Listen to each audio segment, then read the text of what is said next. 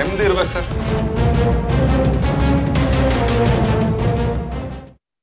ನಮಸ್ಕಾರ. ಟಿವಿನಲ್ಲಿ ಈ ವಿಶೇಷ ಕಾರ್ಯಕ್ರಮಕ್ಕೆ ತಮ್ಮೆಲ್ಲರಿಗೂ ಆಧಾರದ ಸ್ವಾಗತ. ನಾನು ರಂಗನಾಥ್ ಭಾರದ್ವಾಜ್.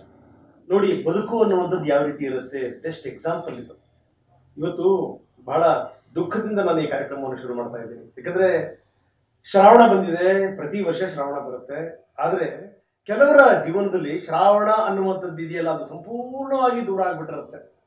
ಅಂಥ ಬದುಕಿನ ಶ್ರಾವಣವನ್ನ ಕಳೆದುಕೊಂಡಿರುವಂಥ ಫ್ಯಾಮಿಲಿ ಜೊತೆಗೆ ನಾವಿದ್ದೀವಿ. ತಂದೆ ತಾಯಿಗಳಿಗೆ ಕನಸುಗಳಿರ್ತವೆ, ಕನವರಿಕೆಗಳಿರ್ತವೆ. ಮುಂದೆ ದೊಡ್ಡವರಾದ್ಮೇಲೆ ಮಕ್ಕಳು ದೊಡ್ಡವರಾಗಬೇಕು, ಬೆಳಿಬೇಕು, ಎತ್ತರಕ್ಕೆ ಹೋಗ್ಬೇಕು, ಮುಂದೆ ನಾವು ಕಷ್ಟದಿದ್ದಂತ ಸಂದರ್ಭದಲ್ಲಿ ಅವ್ರು ನಮ್ಮನ್ನು ನೋಡ್ಕೋಬೇಕು ಅಂತ. ಆದ್ರೆ ಕಣ್ಣೆದುರುಗಡೆ ನಿನ್ನೆ ಮಗ ಹೋಗ್ಬಿಟ್ರೆ ಆ ಮನೆಯ ಸ್ಥಿತಿ ಯಾವ ರೀತಿ ಇರುತ್ತೆ, ಹೋದಂತ ಕಾರಣ ಏನು, ಯಾರು ಬಾರದ ಲೋಕಕ್ಕೆ ಅವನ್ನ ಕಳಿಸಿದ್ರು, ಇದನ್ನೆಲ್ಲ ನೋಡ್ಕೊಂಡಾಗ ತಂದೆ ತಾಯಿಗಳ ಮನಸ್ಸಿದೆಯಲ್ಲ ಅದು ಕಿವುಚ್ ಹೋಗ್ಬಿಡುತ್ತೆ. ಯಾಕಂದ್ರೆ ಹೆತ್ತಿರುವಂತವ್ರು ನಮ್ಮ ಜೊತೆಗಿದ್ದಾರೆ, ಅನ್ನಂಗಿಲ್ಲ, ಅನುಭವಿಸಂಗಿಲ್ಲ. ಎಷ್ಟೋ ಸ್ವಾಮೀಜಿಗಳು ಬರ್ತಾ ಇದ್ರು, ಇಲ್ಲಿ ಪೂಜೆಗಳು, ಪ್ರಾರ್ಥನೆಗಳಾಗ್ತಾ ಇದ್ವು. ಸದ್ಧರ್ಮ ನಿಲಯ ಅಂತ ಈ ನಿಲಯಕ್ಕೆ ಹೆಸರಿಟ್ಟಿದ್ದಾರೆ. ಮೇಲ್ಗಡೆಗೆ ಸ್ವಾಮೀಜಿಗಳು ಬಂದು ಉಳ್ಕೊಳ್ತಾ ಇದ್ರು. ಭಗವಂತನ ಆಶೀರ್ವಾದ ಇತ್ತು. ಆದ್ರೆ ಇಷ್ಟೆಲ್ಲ ಇದ್ರೂ ಕೂಡ ಮಗ ಉಳಿಲೇ ಇಲ್ಲ. ಅಂಥ ನತದೃಷ್ಟ ಫ್ಯಾಮಿಲಿಯ ಜೊತೆಗೆ ನಾವಿದ್ದೀವಿ. ಬಹಳಷ್ಟು ಜನ ಬಂದ್ರು, ನಾವು ನಿಮ್ಮ ಜೊತೆಗಿದ್ದೀವಿ ಅಂತಂತಂದ್ರು, ನಿಮ್ಮ ಜೊತೆ ನಿಲ್ತೀವಿ ಅಂತಂದ್ರು. ಬಂದಿರುವಂಥವ್ರು ಎಲ್ಲಿ ಹೋದ್ರು? ಎಲ್ಲೋ ಕೆಲವರು ಕೈ ಹಿಡಿದ್ರು, ನೆರವಾದ್ರು ಅನ್ನೋದು ಬಿಟ್ರೆ ತುಂಬಾ ಜನ ಹಂಗೆ ಸರ್ಕೊಂಡು ಹೋಗ್ಬಿಟ್ರಲ್ಲ. ಯಾರ ಹತ್ರ ಹೇಳ್ಕೋಬೇಕು? ಹೀಗಾಗಿ TV9 ಇವತ್ತು ಅವರ ದುಃಖವನ್ನ ಆಲಿಸ್ಲಿಕ್ಕೋಸ್ಕರ ಬಂದಿರುವಂಥದ್ದು. ವಿಶೇಷ ಕಾರ್ಯಕ್ರಮಕ್ಕೆ ಮತ್ತೊಮ್ಮೆ ಸ್ವಾಗತ. ನಾನು ಇಷ್ಟೊಂದೆಲ್ಲ ಪೀಠಿಗೆ ಹೇಳಿದ್ಮೇಲೆ ನಿಮಗೆ ಗೊತ್ತಾಗಿದೆ, ನಾನು ರೇಣುಕಾ ಸ್ವಾಮಿಯವರ ಫ್ಯಾಮಿಲಿಯ ಜೊತೆಗಿದ್ದೀನಿ. ಅವರ ತಂದೆ ಕಾಶಿನಾಥಯ್ಯ ನಮ್ಮ ಜೊತೆಗಿದ್ದಾರೆ, ರತ್ನಪ್ರಭಾ ಅವರ ತಾಯಿ ನಮ್ಮ ಜೊತೆಗಿದ್ದಾರೆ, ಅವರ ಪತ್ನಿ ಹೆಸರಿಗೆ ತಕ್ಕಂತೆನೇ ಸಹನೆಯಿಂದ ಬದುಕಲೇಬೇಕು ಅಂತ ಒಂದು ಸ್ಥಿತಿಯಲ್ಲಿರುವಂಥ ಅವರ ಪತ್ನಿ, ಅವ್ರ ಜೊತೆಗೆ ನಾವಿದ್ದೀವಿ. ಸರ್, ಭಾಳ ದುಃಖದಲ್ಲಿದ್ದೀರಿ, ಭಾಳ ಬೇಸರದಲ್ಲಿದ್ದೀರಿ. ನಿನ್ನೆ ತಾನೇ ಕೋರ್ಟಿನ ತೀರ್ಪನ್ನು ಗಮನಿಸಿದ್ದೀರಿ ತಾವು. ಕೋರ್ಟ್ ತುಂಬ ಸ್ಪಷ್ಟವಾಗಿ ಹೇಳಿದೆ ಇಂಥವ್ರಿಗೆ ಶಿಕ್ಷೆ ಆಗಬೇಕು ಅಂತ. ಬೇಲ್ ಕ್ಯಾನ್ಸಲ್ ಆಗಿದೆ. ಈಗ ನಿಮ್ಮ ಮಗನ ಸಾವಿಗೆ ಕಾರಣರಾದಂಥವರು ಎಲ್ಲರೂ ಕೂಡ ಮತ್ತೆ ಕಂಬಿ ಹಿಂದೆ ಹೋಗಿದ್ದಾರೆ. ಏನಂತೀರಿ ಸರ್? ನಿಜವಾಗಲೂ ನನಗೆ ಆ ಘಟನೆ ನನಗೆ ಆ ಚಿತ್ರಹಿಂಸೆನೇ ನನ್ನ ಕಣ್ಣು ಮುಂದೆ ಬರ್ತಾ ಇತ್ತು. ಪ್ರತಿ ಕ್ಷಣಕ್ಕೂ ಅವನಿಗೆ ಕೊಡಬಾರ್ದ ಕಿರುಕುಳಕ್ಕೆ ಬಿಟ್ಟಿದ್ದಾರಲ್ಲ, ಆ ಕಿರುಕುಳ ನನಗೆ ಮಾತಾಡೋಕ್ಕೆ ಅವಕಾಶ ಆಗೋದಿಲ್ಲ. ಅದಕ್ಕೆ ಪ್ರತಿ ಸಲ ಅವನಿಗೆ ಚಿತ್ರಹಿಂಸೆ ಆದ ಹೆಣ ನೋಡಿದಾಗ ನಾವಿಬ್ಬರು ಮೋರ್ಚ್ ಹೋಗೋ ಪರಿಸ್ಥಿತಿ ನಮಗೆ. ಅಲ್ಲಿ ಒಂದು ಪಾರ್ಟ್ ಬಿಟ್ಟಿಲ್ಲ, ಹಂಗೆ ಹೊಡೆದಾರೆ. ಅಷ್ಟು ನೆತ್ತಿಯಿಂದ ಪಾದದವರೆಗೂ ಪ್ರತಿಯೊಂದು ಅಂಗಾಂಗ ಗಾಯ ಆಗಿದೆ. ಟಾರ್ಚರ್ ಕೊಟ್ಟಿದ್ದಾರೆ, ಕರೆಂಟ್ ಕೊಟ್ಟಿದ್ದಾರೆ, ಮೂಳೆ ಮುರಿದವೆ, ಎದೆ ಮುರಿದವೆ. ಅದು ನಮಗೆ ಪ್ರತಿ ಕ್ಷಣಕ್ಕೂ ನನಗೆ ನೆನಪು ಬರ್ತಾಯಿದೆ. ಹೀಗಾಗಿ ನಾನು ಏನು ಮಾಡೋಕ್ಕಾಗ್ತಾಯಿಲ್ಲ, ಏನು ಮಾತಾಡೋಕ್ಕಾಗಲ್ಲ. ಯಾರು ಮಾಧ್ಯಮದ ಹತ್ರನೂ ನಾನು ಮಾತಾಡೋಕ್ಕಾಗಲ್ಲ. ಅದು ಏನಾಗ್ಬಿಡುತ್ತೆ, ಕಣ್ಣು ಮುಂದೆ ಬಂದ್ಬಿಡುತ್ತೆ. ನೋಡಿದ ತಕ್ಷಣ ಆ ಹೆಣದ ಇದನ್ನು ಆ ಚಿತ್ರ ಬಂದ್ಬಿಡುತ್ತೆ ನನಗೆ. ಅದೇನೋ ಗೊತ್ತಿಲ್ಲ, ಎಷ್ಟು ಮರೆಯೋಕ್ಕೆ ಪ್ರಯತ್ನ ಮಾಡ್ತಿದ್ದೀನಿ, ಆಗ್ತಾಯಿಲ್ಲ. ಅವ್ರು ಅಷ್ಟು ಕೊಡತಕ್ಕಂಥ ಪ್ರಶ್ನೆ ಇದು ಪ್ರಮೇನಾ ಅಂತ ನನಗೆ ಪ್ರಶ್ನೆ ಇವತ್ತಿನವರೆಗೂ. ಒಂದು ಸಣ್ಣ ಫೋನ್ನಿಂದ ಅದನ್ನು ನಿವಾರಣೆ ಮಾಡ್ಬೋದಾಗಿತ್ತು. ಒಬ್ಬರು ಯಾರು ಪೊಲೀಸ್ ಆಫೀಸರ್ಗೆ ಹೇಳ್ಬೋದಿತ್ತು, ತಮ್ಮಂಥ ಮಹಾತ್ಮರಿಗೆ ದೂರದಲ್ಲಿ ಕರ್ಕೊಂಡು ಹೋಗಿದ್ದ ಪುಣ್ಯಾತ್ಮ ಇದ್ದಾನಲ್ಲ, ಅವನು ಅನುಭವಿಸ್ತಿದ್ದಾನೆ. ನನಗೆ ಅವ್ರಿಗೆ ತೊಂದರೆ ಆಗಿರೋದು ನನಗೆ ಸಂತೋಷ ಇಲ್ಲ. ಅವ್ರು ಯಾರು ಅಪರಾಧಿಗಳಿದ್ದಾರೆ, ಅವರು ಆಟೋ ಡ್ರೈವರ್ ಅವರೆಲ್ಲ ಇದ್ದಾರೆ, ಅವ್ರ ತಂದೆ ತಾಯಿ ಕೂಡ ಕರುಣೆ ಬಿಡ್ತೈತೆ. ಆದರೆ ನನಗೆ ಕಳಕ್ಕೆ ಬರ್ತೈತೆ. ಅವ್ರಿಗೆ ನಮಗೆ ಸಂತೋಷ ಇಲ್ಲ ಅವ್ರು ಇದು ಮಾಡಿದ್ರಿಂದ ನನಗೇನು. ಆದರೆ ನನ್ನ ಮಗನ ಪರಿಸ್ಥಿತಿ ಈ ರೀತಿ ಅವರು ಮಾಡಬಾರ್ದಾಗಿತ್ತು. ಅವನು ಯಾರು ಈ ಊರಲ್ಲಿ ಇದ್ದಂತ ನಮಗೆ ಬಂದು ಹೇಳ್ಬೋದಾಗಿತ್ತು. ಅವ್ರ ಪೊಲೀಸರಿಗೆ ಕಂಪ್ಲೇಂಟ್ ಕೊಟ್ಟಿದ್ರೆ ಅದು ಮುಗಿದು ಹೋಗಿರಂತ. ಇಷ್ಟೆಲ್ಲ ಹಗರಣಕ್ಕೆ ಸಾಧ್ಯ ಆಗ್ತಾಯಿಲ್ಲ. ಅದು ನನಗೆ ಕಾಡ್ತಾ ಇರೋದು ವಿಚಾರ. ಈ ವಿಚಾರದಲ್ಲಿ ನಾನು ಸರ್ಕಾರವನ್ನು, ನಮ್ಮ ಚೀಫ್ ಮಿನಿಸ್ಟರ್ನ ನಾನು ಅವ್ರಿಗೆ ನಾನು ಧನ್ಯವಾದ ಹೇಳ್ತೀನಿ. ನಾನು ಅವ್ರ ವೈಯಕ್ತಿಕ ನನ್ನ ಹೆಂಡತಿ ಕಂಡಾಗ ಅವ್ರು ಹೇಳಿದ್ದು ಒಂದೇ ಮಾತು, ಪೊಲೀಸರಿಗೆ ನಾ ಫ್ರೀ ಹ್ಯಾಂಡ್ ಕೊಟ್ಟಿದ್ದೀನಿ, ಅವ್ರು ಏನು ಇದು ಮಾಡ್ತಾರೋ ಅದು ಮಾಡ್ತಾರೆ, ನೀವು ಚಿಂತೆ ಇರಲಿ ಅಂತ. ಅವರು ಆ ಕೊಟ್ಟ ಒಂದು ಇದೇನು ಸೂಚನೆ ಇದೆಯಲ್ಲ, ಅದು ಇವತ್ತಿನವ್ರಿಗೆ ಮುಟ್ಟಿದೆ ಅಂತ ನನಗನ್ಸುತ್ತೆ. ನಾವು ಪೊಲೀಸ್ ಆಫೀಸರ್ ಕಂಡಿದ್ವಿ, ಅವರು ಕೂಡ ಅಷ್ಟೇ ಪ್ರಾಮಾಣಿಕವಾಗಿ ಅವರು ಇದನ್ನೆಲ್ಲ ಮಾಡಿದ್ದಾರೆ. ಅವ್ರು ದಯಾನಂದ್ ಸಾಯರ್ ಇರ್ಬೋದು, ಇನ್ನು ಯಾರು ಇರ್ಬೋದು, ಅವರೆಲ್ಲ ಹೋದಾಗ ನಾವು ಅವ್ರ ಪಾಪ ಅವ್ರು ಕೆಲವ್ರು ಯಾರೋ ಪೊಲೀಸರು ನಮ್ಮ ಮೈ ನೋಡ್ರಿ ಮೊಬೈಲ್ ಕೊಡಕ್ಕೆ ಬಂದರು, ಯಾರ್ದಾರು ಬೇರೆ ಇದೆಯಾ ನೋಡ್ರಿ, ಯಾರ್ದಾರು ಇನ್ಫ್ಲುಯೆನ್ಸ್ ಇದೆಯೇನ ಅಂತ. ಅಷ್ಟೆಲ್ಲ ನಮಗೆ ನಮ್ಮ ಷಡಾಕ್ಷರಿ ಅವರು, ನಮ್ಮ ಯಜಮಾನರು, ನಮ್ಮ ಮಲ್ಲಿಕಾರ್ಜುನ ಸ್ವಾಮಿಗಳು ಅಂತ ಅವ್ರ ಜೊತೆಗೂ ನಾವೆಲ್ಲ ಹೋಗಿದ್ವಿ. ನಮಗೆ ಯಾಕಂದ್ರೆ ನಾವು ಪೊಲೀಸ್ ಅಂದ್ರೆ ನಮ್ಗೆ ಭಯ, ಅದಕ್ಕೆ ಇವ್ರನ್ನೆಲ್ಲ ಕರ್ಕೊಂಡು ಹೋಗಿ ಅವರೆಲ್ಲ ಬಂದಿದ್ದರು ಸಮಾಜದವರೆಲ್ಲ.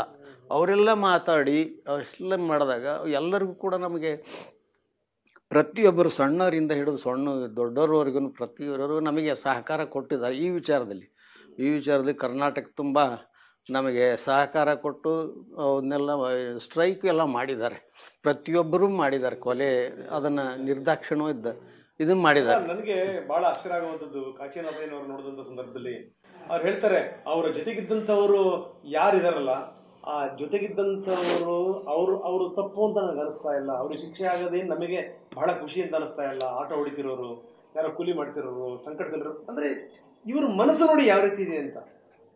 ಮನುಷ್ಯನ ಮನಸ್ಸನ್ನು ಅರ್ಥ ಮಾಡ್ಕೊಳ್ಳೋಕೆ ಇಷ್ಟು ಸಾಕು ನೋಡಿ. ಕಾಶಿನಾಥಯ್ಯನವ್ರನ್ನ ನಾನು ಆರಂಭದಿಂದ ಅಂದ್ರೆ ಈ ಘಟನಾವಳಿಗಳ ಆದಾಯಿಂದ ಬಂದು ನೇರವಾಗಿ ಭೇಟಿ ಮಾಡಿರೋದು ಇವತ್ತೇ. ನಾನು ನಮ್ಮ ದೃಶ್ಯಗಳನ್ನ ನೋಡ್ತಾ ಇರ್ತೀನಿ, ಅವ್ರಿಗೆ ಮಾತೃ ಮನಸ್ಸು, ಅವರಿಗೆ ದುಃಖ ತಡೆಗಳಕ್ಕಾಗಲ್ಲ ಅವ್ರಿಗೆ. ಇನ್ನು ಅವರ ಪತ್ನಿ ಇದ್ದಾರೆ ರತ್ನಪ್ರಭಾ ಅವರು, ನೋಡಿ ಎಂತ ಅದ್ಭುತವಾದ ಹೆಣ್ಮಗಳು ಅಂದ್ರೆ ಮೊನ್ನೆ ಮಾತಾಡ್ತಾ ಇದ್ರು, ಅವರು ಕೂಡ ಅಷ್ಟೇ ತುಂಬಾ ರೆಸ್ಪೆಕ್ಟ್ಫುಲ್ಲಿ ಮಾತಾಡೋದು. ಹೆಸರಲ್ಲಿ ರತ್ನಪ್ರಭಾ ಇದೆ, ಆದ್ರೆ ಮನೆಯ ಪ್ರಭೆನೇ ಕಳೆದು ಹೋಗ್ಬಿಟ್ಟಿದೆ. ಯಾರಿಗೆ ಹೇಳಬೇಕು ಅವರು ಸಂಕಟಗಳನ್ನ? ಅಮ್ಮ, ನೀವು ಬಹಳ ದುಃಖದಲ್ಲಿದ್ದೀರಿ, ಬೇಸರದಲ್ಲಿದ್ದೀರಿ. ನಿಮ್ಮ ಮನೆಯವರು ಕೂಡ ಹೇಳ್ತಾ ಇದ್ರು, ಈ ನಿನ್ನೆಯ ತೀರ್ಪು, ಅದಾದ್ಮೇಲಿನ ಬೆಳವಣಿಗೆಗಳು, ಅದೆಲ್ಲದರ ಬಗ್ಗೆ ಏನು ತಿರುಗ್ತಾ ಇತ್ತು? ಏನು ಹೇಳ್ಬೇಕು, ಮಗನೇ ಇಲ್ಲ ಅಂದ್ಮೇಲೆ ನನಗೆ ಏನು ಹೇಳಕ್ಕೂ ತೋರಿಸ್ತಾ ಇಲ್ಲ. ದುಡಿಯೋ ಒಬ್ಬ ಮಗನು ಹೋಗ್ಬಿಟ್ಟ, ನಮಗೂ ವಯಸ್ಸಾಗಿದೆ, ಇವಳು ನೋಡ್ಕೋಬೇಕು ನಾವು. ಇವಳಿಗೂ ಒಂದು ಭವಿಷ್ಯಕ್ಕೆ ಆ ಮೊಮ್ಮಗನ್ ನೋಡಿದ್ರೆ ದುಃಖ ತುಂಬಾ ಉಕ್ಕಿ ಬರ್ತಾ ಇದೆ. ಇನ್ನೇನು ಅವನೇ ರೇಣುಸ್ವಾಮಿ ಅನ್ಕೊಂಡು ಖುಷಿಯಿಂದ ಇದ್ದೀವಿ ಅಷ್ಟೇ. ನೋಡಿ, ನೀವು ದಿನ ಒಂದ್ ನೆನಪಲ್ಲೇ ಕಾಲ ಕಳೀತಾ ಇದ್ದೀವಿ ಅಲ್ವಾ? ತುಂಬಾ ಹಿಂಸೆಯಿಂದ ಸತ್ತಿದ್ದಾನೆ ಸರ್, ನರಳಿ ಸತ್ತಿದೆ. ಒಂದೇ ಮೊಮ್ಮಗಂಗೆ ಇವಳಿಗೆ ಒಂದು ನಾವು ವಯಸ್ಸಾದಾಗ ಎಷ್ಟು ದಿವಸ ಇರ್ಬೋದು? ಅಲ್ಲಮ್ಮ, ನೋಡಿ, ಜೂನ್ 10ಕ್ಕೆ 1 ವರ್ಷ ಆಗೋಗ್ಬಿಡ್ತು. 1 ವರ್ಷ ಹೊರಗಡೆ ಹೋದಂತ ಮಗ ಈಗ ಬರ್ತಾನೆ, ಆಗ ಬರ್ತಾನೆ, ಊಟಕ್ಕೆ ಬರ್ತಾನೆ, ಗೊತ್ತಿಲ್ಲ ಸರ್. ಡ್ಯೂಟಿಗೆ ಹೋಗ್ತೀನಿ ಅಂತ ಹೋದನು, ಬರ್ತೀನಮ್ಮ 6 ಗಂಟೆಗೆ ಅಂತ ಹೇಳ್ದಂತಿಲ್ಲ, ಹೆಣವಾಗಿ ಮನೆಗೆ ಬಂದ್ಬಿಟ್ರು. ನಮಗೆ ತುಂಬ ಸಹಾಯ ಮಾಡಿದ್ರು. ಅವ್ರಿಗೆ ಗೊತ್ತಾಗಿದ್ದು ಮೊದಲು, ಹೆಣ ನೋಡಿದ್ವಿ ನಮಗೇನು, ನನ್ನ ಮಗ ಅನ್ನಂಗೆ ಆಗಲಿಲ್ಲ ಸರ್, ಆ ರೀತಿ ಹಿಂಸೆ ಮಾಡ್ಕೊಂಡ್ಬಿಟ್ಟಿದ್ರು.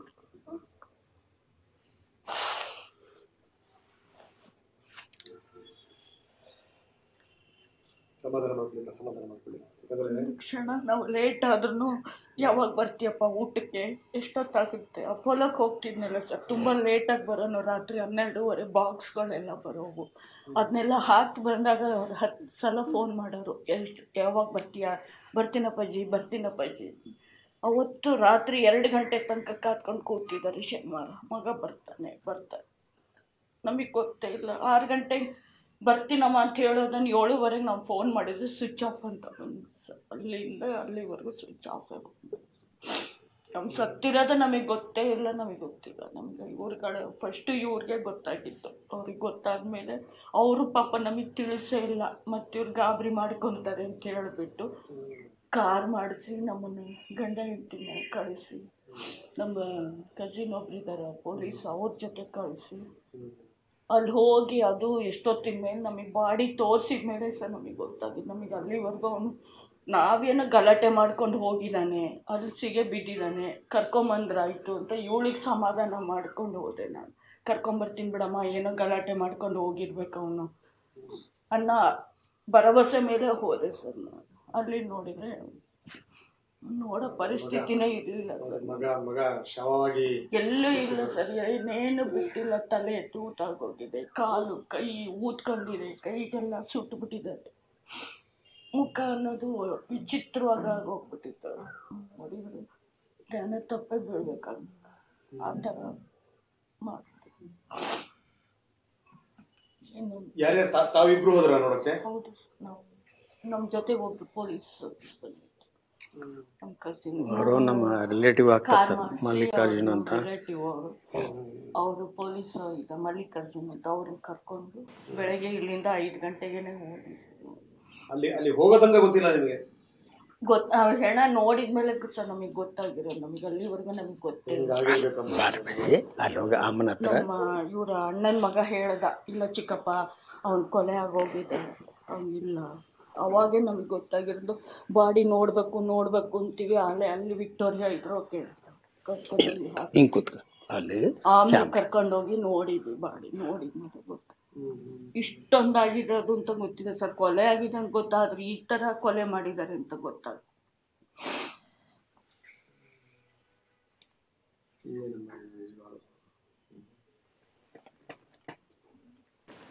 ಪರಮಾವಧಿ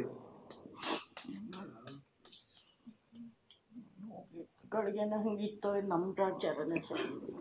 ಇಂಥ ಜನಗಳು ನೀವು ನಿಮ್ಮ ಮನೆಯವ್ರು ನೋಡಿದ್ರೆ ನಮಗೆ ಬೇರೆಯವ್ರಿಗೆ ಶಿಕ್ಷೆ ಆಗಿರೋದು ನಮ್ಗೇನು ಖುಷಿ ಕೊಟ್ಟಿಲ್ಲ ಅಂತಾರೆ. ನೀವು ನೋಡಿದ್ರೆ ನಮ್ಮ ಗಳಿಗೆನೇ ಹಂಗಿತ್ತೇನೋ, ನಮ್ಮ ಗ್ರಾಚಾರನೇ ಹಂಗಿತ್ತೇನೋ ಅಂತೀರಿ.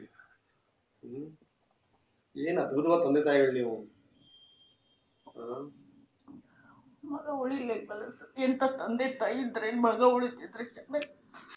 ಅವಳನ್ನು ನೋಡ್ಬೇಕು, ಮೊಮ್ಮಗನ್ನ ನೋಡ್ಬೇಕು ಸರ್. ಅವ್ನು ನೋಡಿದ್ರೆ ಸಾಕು ನಮಗೆ ತುಂಬ ದುಃಖ ಒತ್ತರಿಸಿ ಬರುತ್ತೆ. ಚಿಕ್ಕ ವಯಸ್ಸಿಗೆ ತಂದೆ ನೋಡ್ದಂಗೆ ಆಯ್ತಲ್ಲ ಅದು.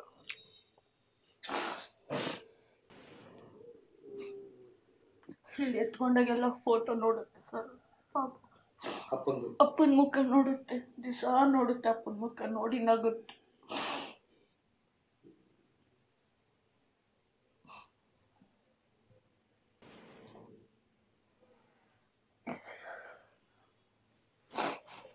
ನೋಡಿ, ತಾಯಿಯ ಸ್ಥಿತಿ ಇದು. ಯಾರಿಗೆ ಹೇಳಬೇಕು? ಅವರು ಯಾರ ಹತ್ರ ತಮ್ಮ ನೋವನ್ನು ತೋಡ್ಕೋಬೇಕು? 9 ತಿಂಗಳು ಹೊಟ್ಟೆ ಒಳಗಡೆ ಇಟ್ಕೊಂಡು ಅದನ್ನು ಹೆತ್ತು ತುತ್ತಿಟ್ಟು ಮುತ್ತಿಟ್ಟು ಸಾಕಿರ್ತಾರಲ್ಲ. ಪುತ್ರ ಶೋಕಂ ನಿರಂತರಂ, ಜೀವನ ಪರ್ಯಂತ ಕೊರಗಬೇಕು. ಜೀವನಕ್ಕೊಂದು ವರ್ಷ ಆಗೋಗ್ಬಿಡ್ತು ಜಗತ್ತಿಗೆ. ಅದು ಇವರಿಗೆ ಆ ದುಃಖ ಮಲ್ಟಿಪ್ಲೈ ಆಗ್ತಾ ಹೋಗುತ್ತೆ. ನಾವು ಕತೀವಿ ನಿಧಾನಕ್ಕೆ ಮರ್ತು ಬಿಡ್ತಾರೆ ಅಂತ. ಆ ಪುಟ್ಟದೊಂದು ಕಂದಮ್ಮ ಬರಲಿಲ್ಲ ಅಂತ ಇದ್ದಿದ್ರೆ ಇವ್ರ ಮನೆ ಕತ್ಲಾಗ್ಬಿಡ್ತಾ ಇತ್ತು. ಬಹಳ ಬೇಸರ ಆಗುತ್ತೆ ನಿಜಕ್ಕೂ. ಯಾಕಂದ್ರೆ ಮಾಡೋರು ಹೊರಗಡೆ ಹೋದ್ರು ಆಯ್ತು. ಇವತ್ತೆಲ್ಲ 3 ತಿಂಗಳು 6 ತಿಂಗಳು ಹೊರಗಡೆ ಬರ್ಬೋದು, ಅಥವಾ ಇನ್ನೆಷ್ಟು ಅವ್ರು ಶಿಕ್ಷೆ ಆಗ್ಬೋದು. ಪ್ರಶ್ನೆ ಬೇರೆ. ಜೀವನ ಪರ್ಯಂತ ಶಿಕ್ಷೆ ಅನುಭವಿಸ್ಬೇಕಲ್ಲ ಇವರು, ಜೀವನ ಪರ್ಯಂತ. ನೋಡಿ, ಚಿಕ್ಕ ವಯಸ್ಸಿನ ಹುಡುಗಿ, 5 ತಿಂಗಳು ಗರ್ಭಿಣಿ, ಗಂಡ ಹೋದಂಥ ಸಂದರ್ಭದಲ್ಲಿ ಸಹನ. ಬಹುಶಃ ಅವ್ರ ತಂದೆ ತಾಯಿಗಳು ಅದಕ್ಕೆ ಹೆಸರಿಟ್ಟರೋ ಏನೋ ಸಹನೆ ಅಂತ. ಸಹನ ಮೇಡಮ್, ಬೇಜಾರಾಗುತ್ತೆ ನಿಮ್ಮನ್ನು ನೋಡಿದ್ರೆ. ನಿಮ್ಮ ಜೊತೆ ನಾವಿದ್ದೀವಿ ಅಂತ ಹೇಳೋದು ಬಹಳ ಸುಲಭ ಅಮ್ಮ. ಆದರೆ ಯಾರಿದ್ರೂ ಕೂಡ ಫ್ಯಾಮಿಲಿ ಇದ್ದಂಗೆ ಖಂಡಿತವಾಗ್ಲೂ ಆಗಲ್ಲ. ಸಮಾಧಾನ ಮಾಡ್ಕೊಳ್ಳಿ ದಯವಿಟ್ಟು. ನೋಡಿ, ಇದು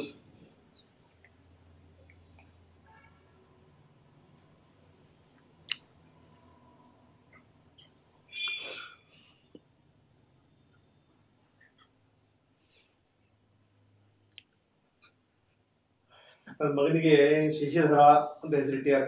ಅಂದ್ರೆ ಅವ್ರಿಗೆ ಗೊತ್ತಾಗಿದೆ ಮನೇಲಿ ಬೆಳದಿಂಗಳು ಹೊರಟೋಗಿದೆ, ಈಗ ಮಗುವಿನ ರೂಪದಲ್ಲಿ ಬಂದಿದೆ. ಆ ಬಂದಂತ ಮಗು ಶಶಿ ಆಗ್ಬೇಕು ಅಂತ, ಅಲ್ಲಿಂದ ಮತ್ತೆ ಬೆಳದಿಂಗಳು ಶುರು ಆಗ್ಬೇಕು ಅನ್ನೋ ಕಾರಣಕ್ಕೋಸ್ಕರ ಶಶಿಧರ ಸ್ವಾಮಿ ಅಂತ ಹೆಸರಿಟ್ಟಿದ್ದಾರೆ. ನೋಡಿ ಪಾಪ, ಚಿಕ್ಕ ವಯಸ್ಸು, ಏನ್ ಗೊತ್ತು. ಬದುಕಿನ ಮುಸ್ಸಂಜೆಯಲ್ಲಿರುವಂತ ಅತ್ತೆ ಮಾವ, ಅವ್ರದ್ದು ಕೂಡ ಕನಸು ಕನವರಿಗೆ ಒಂದೇನೆ. ನನ್ನ ಸೊಸೆ ನೋಡ್ಬೇಕು, ನನ್ನ ಮೊಮ್ಮಗನ್ ನೋಡ್ಬೇಕು, ಅವ್ರ ಜೀವನ ನೋಡ್ಬೇಕು.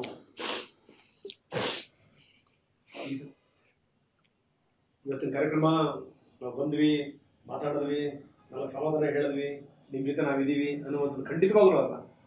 ಒಂದಿಷ್ಟು ಕೆಲಸ ಕಾರ್ಯಗಳಿದೆ. ಈ ಅಪೋಲೋ ಫಾರ್ಮಸಿಯಲ್ಲಿ ಪೂರ್ವ ಕೆಲಸ ಮಾಡ್ತಾ ಇದ್ದ. ಇನ್ನೂ ಕೂಡ ಈ PF ಆಗಿರ್ಬೋದು, ಅದು ಯಾವುದು ಕೂಡ ಬಂದಿಲ್ಲ ಅವರಿಗೆ. ಸೊ ಅದೆಲ್ಲದೂ ಕೂಡ ಬರಬೇಕು. ನಾನು ಈಗ ಕಾರ್ಯಕ್ರಮ ಶುರುವಾಗೋಕ್ಕಿಂತ ಮೊದಲು ಮತ್ತೊಂದ್ಸರಿ ಮಾತಾಡೋಕೆ ಟ್ರೈ ಮಾಡಿದ್ದೀನಿ. ನಾನು ಅಪೋಲೋ ಆಸ್ಪತ್ರೆಯ ವೈಸ್ ಪ್ರೆಸಿಡೆಂಟ್ ಹತ್ರ ಮಾತಾಡಿದೆ. ನಾನು ತಕ್ಷಣಕ್ಕೆ ಹೇಳಿದೆ, ಇಂಟರ್ವ್ಯೂಗೆ ಬಂದಿದ್ದೀನಿ, ನೀವು ಸಂಬಂಧಪಟ್ಟಂತ ಹತ್ರ ಮಾತಾಡಿ ಅವ್ರಿಗೆ ಆದಷ್ಟು ಬೇಗ ಅವ್ರಿಗೆ ನ್ಯಾಯ ಒದಗಿಸ್ಕೊಡ್ಬೇಕು ಅಂತ. ಅವರು ಕೂಡ ಒಂದು ಆಶ್ವಾಸನೆ ಕೊಟ್ಟಿದ್ದಾರೆ. ಸಂಬಂಧಪಟ್ಟಂತವ್ರು ಮಾತಾಡ್ತೀನಿ, ಮಾತಾಡ್ಬಿಟ್ಟು ತಕ್ಷಣ ಮಾಡ್ತೀನಿ ಅಂತ ಬಹುಶಃ ನನಗನ್ಸುತ್ತೆ ಈ ಕಾರ್ಯಕ್ರಮ ಮುಗಿಯೋದ್ರೊಳಗಡೆಗೆ ಅವರು ಕೂಡ ಮಾತಾಡಬಹುದು. ಬಹುಶಃ ಏನಂತಂದ್ರೆ ಅದನ್ನ ಬೆನ್ನತ್ತಿ ಮಾಡಿಸುವಂತ ಜವಾಬ್ದಾರಿ ಟಿವಿ ನಮ್ಮದು. ಸೊ ಇನ್ನೊಂದು ವೆರಿ ಇಂಪಾರ್ಟೆಂಟ್ ಸಂಗತಿ ನಾನು ಈ ಸಂದರ್ಭದಲ್ಲಿ ಹೇಳಲೇಬೇಕು. ನೋಡಿ, ಮನೆಯಲ್ಲಿ ದುಃಖದ ವಾತಾವರಣ ಇದೆ. ಮಕ್ಕಳಿಗೆ ಪಾಪ ನೋಡಿ ಅವಕ್ಕೆ ಏನ್ ಗೊತ್ತಾಗುತ್ತೆ, ಬರ್ತವೆ ಅಜ್ಜ ಅಜ್ಜಿ ಕುತ್ಕೋತವೆ, ಮತ್ತೆ ಹೋಗ್ತವೆ. ಇದು ಅವ್ರಿಗೂ ಆ ಮಕ್ಕಳಿಗೂ ಇರುವಂತ ಕುತೂಹಲ, ಯಾಕೆ ಅಜ್ಜ ಅಜ್ಜಿ ಮತ್ತೆ ಇಷ್ಟೊಂದು ಅಳ್ತಾರೆ ಅನ್ನೋದು ಯಾರಿಗೆ ಹೇಳಬೇಕು. ನಾನು ಹೇಳ್ತಾ ಇದ್ದೆ, ಅಪೋಲೋ ವೈಸ್ ಪ್ರೆಸಿಡೆಂಟ್ ಉದಯ್ ಡಾವ್ಡಾ ಅವರ ಜೊತೆ ನಾನು ಮಾತಾಡಿದೆ. ದಯವಿಟ್ಟು ನೀವು ಒಂದು ನ್ಯಾಯ ಒದಗಿಸುವಂತ ಒಂದು ಪ್ರಯತ್ನ ಮಾಡಿ ಅಂತ. ಅವರು ಕೂಡ ಹೇಳಿದ್ದಾರೆ, ಆಶ್ವಾಸನೆ ಕೊಟ್ಟಿದ್ದಾರೆ, ಖಂಡಿತ ನಾನು ಮಾಡ್ತೀನಿ ಅಂತ. ನಂಬರ್ 1. ನಂಬರ್ 2, ಬಹಳಷ್ಟು ಜನ ಬಂದರು, ಕೆಲವರು ಸಹಾಯ ಮಾಡಿದ್ದಾರೆ, ಇನ್ನು ಕೆಲವರು ಸಹಾಯ ಮಾಡ್ತೀವಿ ಅಂತ ಮಾಡಿಲ್ಲ, ಪ್ರಶ್ನೆ ಬೇರೆ. ಸಹಾಯ ಮಾಡಿದವರು ಕೂಡ ಮತ್ತೆ ಮಾಡ್ತೀವಿ ಅಂತ ಹೇಳ್ತಾ ಇದ್ದಾರೆ. ಅಂತರ ಜೊತೆ ಒಂದು ಜನ ಜೊತೆಗೆ ನಾನು ಮಾತಾಡ್ತೀನಿ. ನಾನು ಅದಕ್ಕೆ ಹೇಳ್ತಾ ಇದ್ದೆ, ಸುಮ್ಮನೆ ಬಂದು ಸುಮ್ಮನೆ ಮಾತಾಡಿ ಹೋಗುವಂಥದ್ದೆಲ್ಲ, ಏನಾದರೂ ಆಗಬೇಕು. ಯಾಕಂದ್ರೆ ಅವ್ರಿಗಿರುವಂತ ಚಿಂತೆ ಒಂದನೇನೆ, ಸೊಸೆಯ ಬದುಕು ಚೆನ್ನಾಗಿರಬೇಕು, ಮೊಮ್ಮಗನ ಭವಿಷ್ಯ ಚೆನ್ನಾಗಿರಬೇಕು ಅನ್ನುವಂಥದ್ದು. ಖಂಡಿತವಾಗ್ಲೂ ಇಡೀ ಸಮಾಜ ಅವ್ರ ಜೊತೆ ನಿಲ್ಲುತ್ತೆ. ಸಹನಾ, ನಾನು ನಿಮ್ಮನ್ನು ಕೇಳ್ತಾ ಇದ್ದೀನಿ, 2-3 ದಿವಸ ನಿಮ್ಮ ಮನೆಯವರು ಕಾಣಲೇ ಇಲ್ಲ ಅಂತಂದಾಗ ಹೆಂಗ ನಿಮಗೇನು ಫೋನ್ ಮಾಡ್ಲಿಲ್ವ ಅವರು? ಮಾಡಿದ್ರು ಮಧ್ಯಾಹ್ನ ಹೊತ್ತು. ನಾನು ಸೈಲೆಂಟ್ ಮೋಡ್ ಇಟ್ಟಿದ್ದೆ, ಎತ್ತಲಿಲ್ಲ. ಆಮೇಲೆ ಮತ್ತವರಿಗೆ 12 ಗಂಟೆ ಅಷ್ಟೊತ್ತಿಗೆ ಫೋನ್ ಮಾಡಿ, ಊಟಕ್ಕೆ ಬರಲ್ಲ, ಫ್ರೆಂಡ್ಸ್ ಹಳೆ ಫ್ರೆಂಡ್ಸ್ ಸಿಕ್ಕಾರೆ, ಹೋಟ್ಲಿಗೆ ಹೋಗ್ತೇನೆ, ಅಲ್ಲೇ ಊಟ ಮಾಡ್ತೇನೆ, 6 ಗಂಟೆ ಅಷ್ಟೊತ್ತಿಗೆ ಬರ್ತಾನೆ ಅಂತ ಹೇಳಿದ್ರು. ನಾವು ರಾತ್ರಿ ಎಲ್ಲ ಕಾಯ್ತೇನೆ ಇದ್ವಿ, ಬರಲಿಲ್ಲ. ತಾವು ಏನಾದ್ರು ಮಧ್ಯದಲ್ಲಿ ಫೋನ್ ಮಾಡಕ್ಕೆ ಟ್ರೈ ಮಾಡಿದ್ರಾ? ಸ್ವಿಚ್ ಆಫ್ ಎಲ್ಲರೂ ಮಾಡಿದ್ವಿ. ಮತ್ತೆ ನಮ್ಮ ಮಾಮ ಸ್ವಿಚ್ ಆಫ್ ಅಂತ. ಸೊ ಅವತ್ತು ಏನಾಗುತ್ತೆ ಆಫೀಸಿಗೆ ಅಂದ್ರೆ ಮೆಡಿಕಲ್ ಶಾಪಿಗೆ ಹೋದ್ರು ಬೆಳಿಗ್ಗೆ. ಸೊ ಅದೇ ಲಾಸ್ಟ್. ಓಕೆ, ಈ ಸಂಗತಿ ಯಾವಾಗ ಗೊತ್ತಾಯ್ತು ಸರ್ ನಿಮಗೆ? ನನಗೆ ಹೇಳಿದ್ದಿಲ್ಲ, ಜಗಳ ಮಾಡ್ಕೊಂಡಾನೆ ಅಂತ ನನಗೆ ಸುಳ್ಳು ಹೇಳಿ, ಪ್ರೆಗ್ನೆಂಟ್ ಇದ್ನಲ್ಲ, ಹೇಳಿದ್ದಿಲ್ಲ. ಏನೋ ಜಗಳ ಮಾಡ್ಕೊಂಡಾರೆ, ಬೆಂಗಳೂರಾಗಿದ್ದಾರೆ, ಏನೋ ಡ್ಯೂಟಿ ಸಲುವಂದನೇ ಜಗಳ ಆಗಿದೆ ಅಂತಾನೆ ಸುಳ್ಳು ಹೇಳೇ ಹೋದ್ರು. ತಿಳಿಸಿದ್ದಿಲ್ಲ. ಆಮೇಲೆ ಬೆಳಿಗ್ಗೆ ಹೊತ್ತು ಗೊತ್ತಾಗ್ತು. ಬೆಳಿಗ್ಗೆ ಗೊತ್ತಾಯ್ತು ನಿಮಗೆ? Okay okay okay. ಎಷ್ಟು ಗಂಟೆಗಳ ನಂತರ ಗೊತ್ತಾಗಿತ್ತು? ನಮ್ಮ ಸರ್ ಅವಳಿಗೆ ಇವ್ರ ತಂದೆ ತಾಯಿ ಫೋನ್ ಮಾಡಿಬಿಟ್ಟು ಟಿವಿ ಆನ್ ಮಾಡು, ನಿಮ್ಮ ಮನೆಯವ್ರದ್ದು ಹೋಗಿದೆ, ಹಿಂಗೆ ಕೊಲೆ ಆಗಿದೆ ಅಂತ ಹೇಳಿದಾಗ ಅವಳಿಗೆ ಶಾಕ್ ಆಗಿದೆ. ಮನೇಲಿ ಇಬ್ಬರನ್ನೇ ಬಿಟ್ಟು ಹೋಗಿದ್ವಿ ನಾವು, ಮಗಳು ಇವಳು ಇಬ್ಬರೇ ಇದ್ರು. ಆಮೇಲೆ ಎಲ್ಲರಿಗೂ ಗೊತ್ತಾಗಿ ಇವರೆಲ್ಲ ಹೇಳಿದ ತಕ್ಷಣ ಎಲ್ಲ ಒಬ್ಬೊಬ್ಬರೇ ಬರ್ಲಿಕ್ಕೆ ಶುರು ಮಾಡಿದ್ದಾರೆ. ನಮ್ಮ ಅಳಿಯ, ನಮ್ಮ ಅಣ್ಣ ಅವರೆಲ್ಲ ಬರ್ತಾ ಇದ್ದಾರೆ. ಅವಾಗ ಇವಳಿಗೆ ಟಿ ವಿ ಹಾಕಕ್ಕೆ ಬಿಟ್ಟಿಲ್ಲ ಯಾರು, ನೋಡ್ಬಿಟ್ರೆ ಮತ್ತೆ ಇದಾಗ್ತಾಳೆ ಅಂತ ಹೇಳಿ. ಆಮೇಲೆ ನನಗೆ ಫೋನ್ ಮಾಡಿದ್ಲು, ಮತ್ತೆ ಎಲ್ಲಿದ್ದೀರಾ, ಹೆಂಗಾರು ಮಾಡಿ ಕರ್ಕೊಂಬರ್ರಿ, ಬದುಕ್ಸ್ರಿ ಅವ್ರನ್ನ, ಡಾಕ್ಟ್ರಿಗೆ ಹೇಳ್ರಿ, 4 ದಿವಸ ಆಯ್ತಮ್ಮ, ಹೆಂಗೆ ಬದುಕ್ತಾನ ಅವನ್ನ, ಕೈ ಕಾಲು ಹೋಗಿದ್ರು ಚಿಂತಿಲ್ಲ, ನಾನು ಆರೈಕೆ ಮಾಡ್ತೀನಿ, ಕರ್ಕೊಂಬರ್ರಿ ಅವ್ರನ್ನ. ಸುಳ್ಳು ಹೇಳ್ಬೇಡ ಅತ್ತೆ, ಅವ್ರಿಗೇನೂ ಆಗಿಲ್ಲ, ಕರ್ಕೊಂಬರ್ರಿ ಅಂತ ತುಂಬ ರಿಕ್ವೆಸ್ಟ್ ಮಾಡ್ಕೊಂಡ್ಲು. ಇಲ್ಲಾಂದ್ರೆ ನಾನೇನಾದ್ರು ಮಾಡ್ಕೊತೀನಿ. ಇಲ್ಲಮ್ಮ, 4 ದಿವಸ ಆಗಿದೆ, ಅವನು ಬರೋ ಪೊಸಿಷನಲ್ಲಿ ಇಲ್ಲ, ಡಾಕ್ಟ್ರಿಗೆ ಹೇಳ್ರಿ ಅತ್ತೆ, ಹಿಂಗಾರು ಉಳಿಸೋಕ್ಕೆ. ಯಾವ ಥರ ಉಳಿಸ್ಬೇಕು ಸರ್?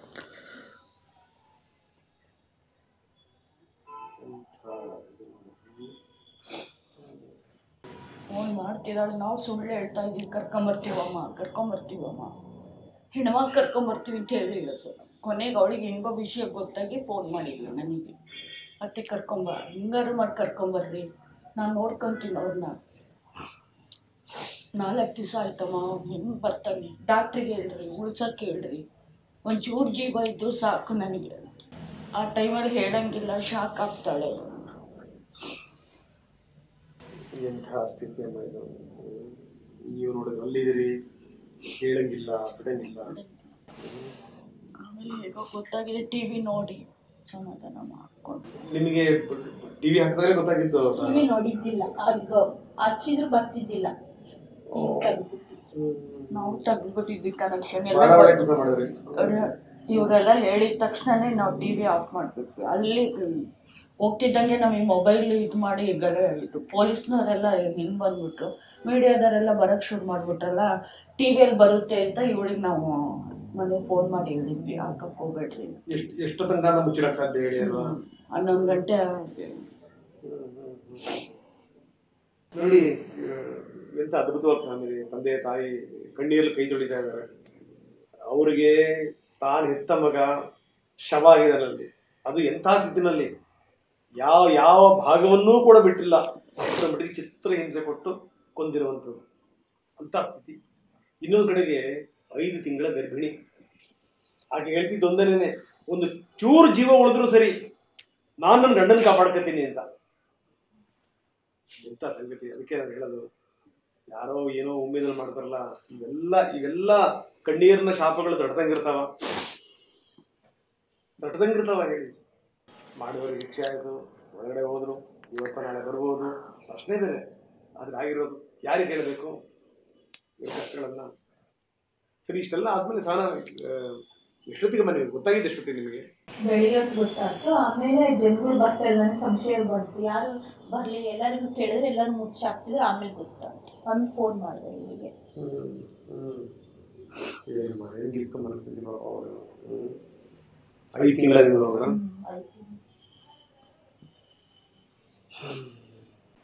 ಅಲ್ಲಿ ಹೋದಾಗ ಯಜಮಾನ್ರೆ ಕೇಳಿದ್ರ ಸಂಬಂಧಪಟ್ಟಂತವ್ರನ್ನ? ಇಲ್ಲ, ನಾವು ಕಾರ್ನಾಗ ಹೋಗಿದ್ವಿ ಸರ್. ನಾವು ಕಾರ್ನಾಗ ಕೂತ್ಕೊಂಡ್ಬಿಟ್ವಿ. ನಮ್ಮ ಸ್ನೇಹಿತರು ಅವರು ಇಳಿದು ಹೋದರು, ಅವ್ರು ಪೊಲೀಸರು, ನಾನು ವೆಚ್ಗವ್ರಿಗೆ ಮಾಡ್ಕೊಂಬರ್ತೀನಿ ಅಂತ. ಆದರೆ ನಮ್ಮ ಅಣ್ಣನ ಮಗ ಅವರು ಅಲ್ಲೇ ಇದ್ದಾರೆ. ನಮ್ಮ ಅಣ್ಣನ ಮಗ, ಆಮೇಲೆ ನಮ್ಮ ತಂಗಿ ಮಗನೂ ಅಲ್ಲೇ ಇದ್ದಾರೆ. ಅವರೆಲ್ಲ ಸೇರ್ಕೊಂಡಿದ್ದಾರೆ. ಅವ್ರಿಗೆ ಗೊತ್ತಾಗಿದೆ. ಕಾರ್ನಾಗಿದ್ದರೂ ಕೂಡ ನಮ್ಗೆ ಸಡನ್ನಾಗಿ ಹೇಳಿಲ್ಲ ಅವರು. ಆಮೇಲೆ ನನ್ನ ಮಗ ಬಂದು, ನಮ್ಮ ಅಣ್ಣನ ಮಗ ಬಂದು, ಇಲ್ಲ ಚಿಕ್ಕಪ್ಪ ಹಿಂಗಾಗೈತೆ ಅಂತಂದು ಸುಮಾರು 11 ಹೋದ ಒಂದು ತಾಸಿನ ಮೇಲೆ ನಮಗೆ ವಿಚಾರ ಗೊತ್ತಾಗಿದ್ದು. ಮರ್ಡರ್ ಆಗಿದೆ. ಯಾಕೆ ಏನು ಅಂತಂದು ಏನಂತನೂ ಗೊತ್ತಿಲ್ಲ, ಮರ್ಡರ್ ಆಗಿದೆ ಅಂತ ಅಷ್ಟೇ ಅಂದರು. ಬಾಡಿ ಅಲ್ಲಿ ಹಾಸ್ಪಿಟ್ಲಾಗಿದೆ, ಅಲ್ಲಿ ಇನ್ನೂ ಪೋಸ್ಟ್ ಮಾರ್ಟಮ್ ಅದೆಲ್ಲ ಆಗ್ಬೇಕಂತ. ಆಮೇಲೆ ನಾವು ಪೊಲೀಸ್ ಸ್ಟೇಷನ್ ಒಳಗೆ ಹೋದ್ವಿ. ಪೊಲೀಸ್ ಸ್ಟೇಷನ್ ಹೋಗಿ ಕುಂಡ್ರಿಸಿದ್ರು ಕೂಡ ಒಂದು ತಾಸಾದರೂ ಕೂಡ ಅವರು ಏನು ವಿಚಾರ ಹೇಳೋಂಗಿಲ್ಲ. ತಳಗ ಮೇಲೆ ಹೋಗ್ತಾರೆ, ತಳಗ ಮೇಲೆ ಬರ್ತಾರೆ. ನಮಗೆ ಅದೇನೇನೋ ಹೇಳ್ತಿದ್ರು. ನಾನು ಪೊಲೀಸ್ ಮೇಲೆ ಸಿಟ್ಟಾಗ್ಬಿಟ್ಟೆ. ಯಾಕೆ ಹಿಂಗೆ ಮಾಡ್ತೀರಿ, ಯಾಕೆ ಏನಿತ್ತು ವಿಚಾರ ತಿಳಿಸ್ರಿ ಅಂತ. ಗೊತ್ತಿಲ್ಲ ನಿಮಗೆ ಆವಾಗ ಹೇಳ್ತಾರೆ, ಹಿಂಗಾಗಿದೆ, ಏನೋ ದುಡ್ಡಿನ ವಿಚಾರದಲ್ಲಿ ನಿಮ್ಮ ಮಗನಿಗೆ ಇದಾಗಿದೆ ಅಂತ ಅವಾಗ ಹೇಳಿದರು. ಅಲ್ಲಿ ತನಕ ಪೂರ್ತಿ ಗೊತ್ತಿಲ್ಲ. ಆಮೇಲೆ ನಮ್ಮನ್ನು ಅಲ್ಲೇ ಹಾಸ್ಪಿಟ್ಲಿಗೆ ಅದೆಲ್ಲ ಕರ್ಕೊಂಡೋಗಿ ನಮಗೆ ಮತ್ತು ತೋರಿಸಿ ಅದೆಲ್ಲ ಬಾಡಿ ಕೊಡೋಕೆ ಸೈನ್ ಮಾಡಿಸ್ಕೊಂಡು ಅದೆಲ್ಲ ಮಾಡಿ ಗುರ್ತಿಡಿದ್ರ? ಗುರ್ತಿಡಲಿಲ್ಲ, ಗುರ್ತಿಲ್ಲ. ಅಷ್ಟು ಎಲ್ಲ ಬಾಯಿ ಇದೆಲ್ಲ ನಾಯಿ ತಿಂದ್ಬಿಟ್ಟಿತ್ತೇನಿಲ್ಲ, ಫುಲ್ಲು ತುಟಿ ಇದೆಲ್ಲ ಇದಾಗೋಗ್ಬಿಟ್ಟಿತ್ತು. ಸ್ವಲ್ಪ ಮುಖಂದ ಹಿಡಿದು ಎಲ್ಲನೂ ಹೊಡೆದು ಗಾಯ ಮಾಡಿ ಐಡೆಂಟಿಫೈ ಮಾಡೋಕ್ಕೆ ಸಾಧ್ಯನೇ ಇಲ್ಲ. ನಮ್ಮದು ವೇಷಭೂಷಣದಿಂದ ಅವ್ರಿಗೆ ನನ್ನ ಚಡ್ಡಿ ಅದೆಲ್ಲ ನೋಡಿ ಅವನ ಒಂದು ಸ್ವಲ್ಪ ಮುಖದಿಂದ ಇದರಿಂದ ನಮ್ಮ ಮಗ ಅಂತ ಗೊತ್ತಿಡು. ಅಷ್ಟರ ಮಟ್ಟಿಗೆ ವಿಕಾರ ಆಯಿತು. ಅದು ಅವನು ನಮಗೆ ಡ್ರೆಸ್ ಅಂತೂ ಗೊತ್ತಿತ್ತಲ್ಲ, ಅದೆಲ್ಲ ಆಯಿತು. ಆಮೇಲೆ ಮುಖ ನೋಡ್ತಾ ಅದು ಇದಾದ ನಮಗೆ ಅಂತಾರೆ. ಅಷ್ಟು ಏನು ಯಜಮಾನ್ರೆ ನಾನು ಹೇಳೋದು, ಇಂಥದ್ದೇ ಶಿಕ್ಷೆ ಕೊಡಬೇಕಾ ಯಾರಾದ್ರೂ? ಅದೇ ಹೇಳೋದು. ತಪ್ಪು ಒಪ್ಪುಗಳು ಬೇರೆ ಇರಲಿ, ಅಲ್ಲ ತಪ್ಪುಗಳಿರ್ಬೋದು. ನಾನು ತಪ್ಪನ್ನು ಸಮರ್ಥನೆ ಮಾಡ್ಕೊಂತಿಲ್ಲ.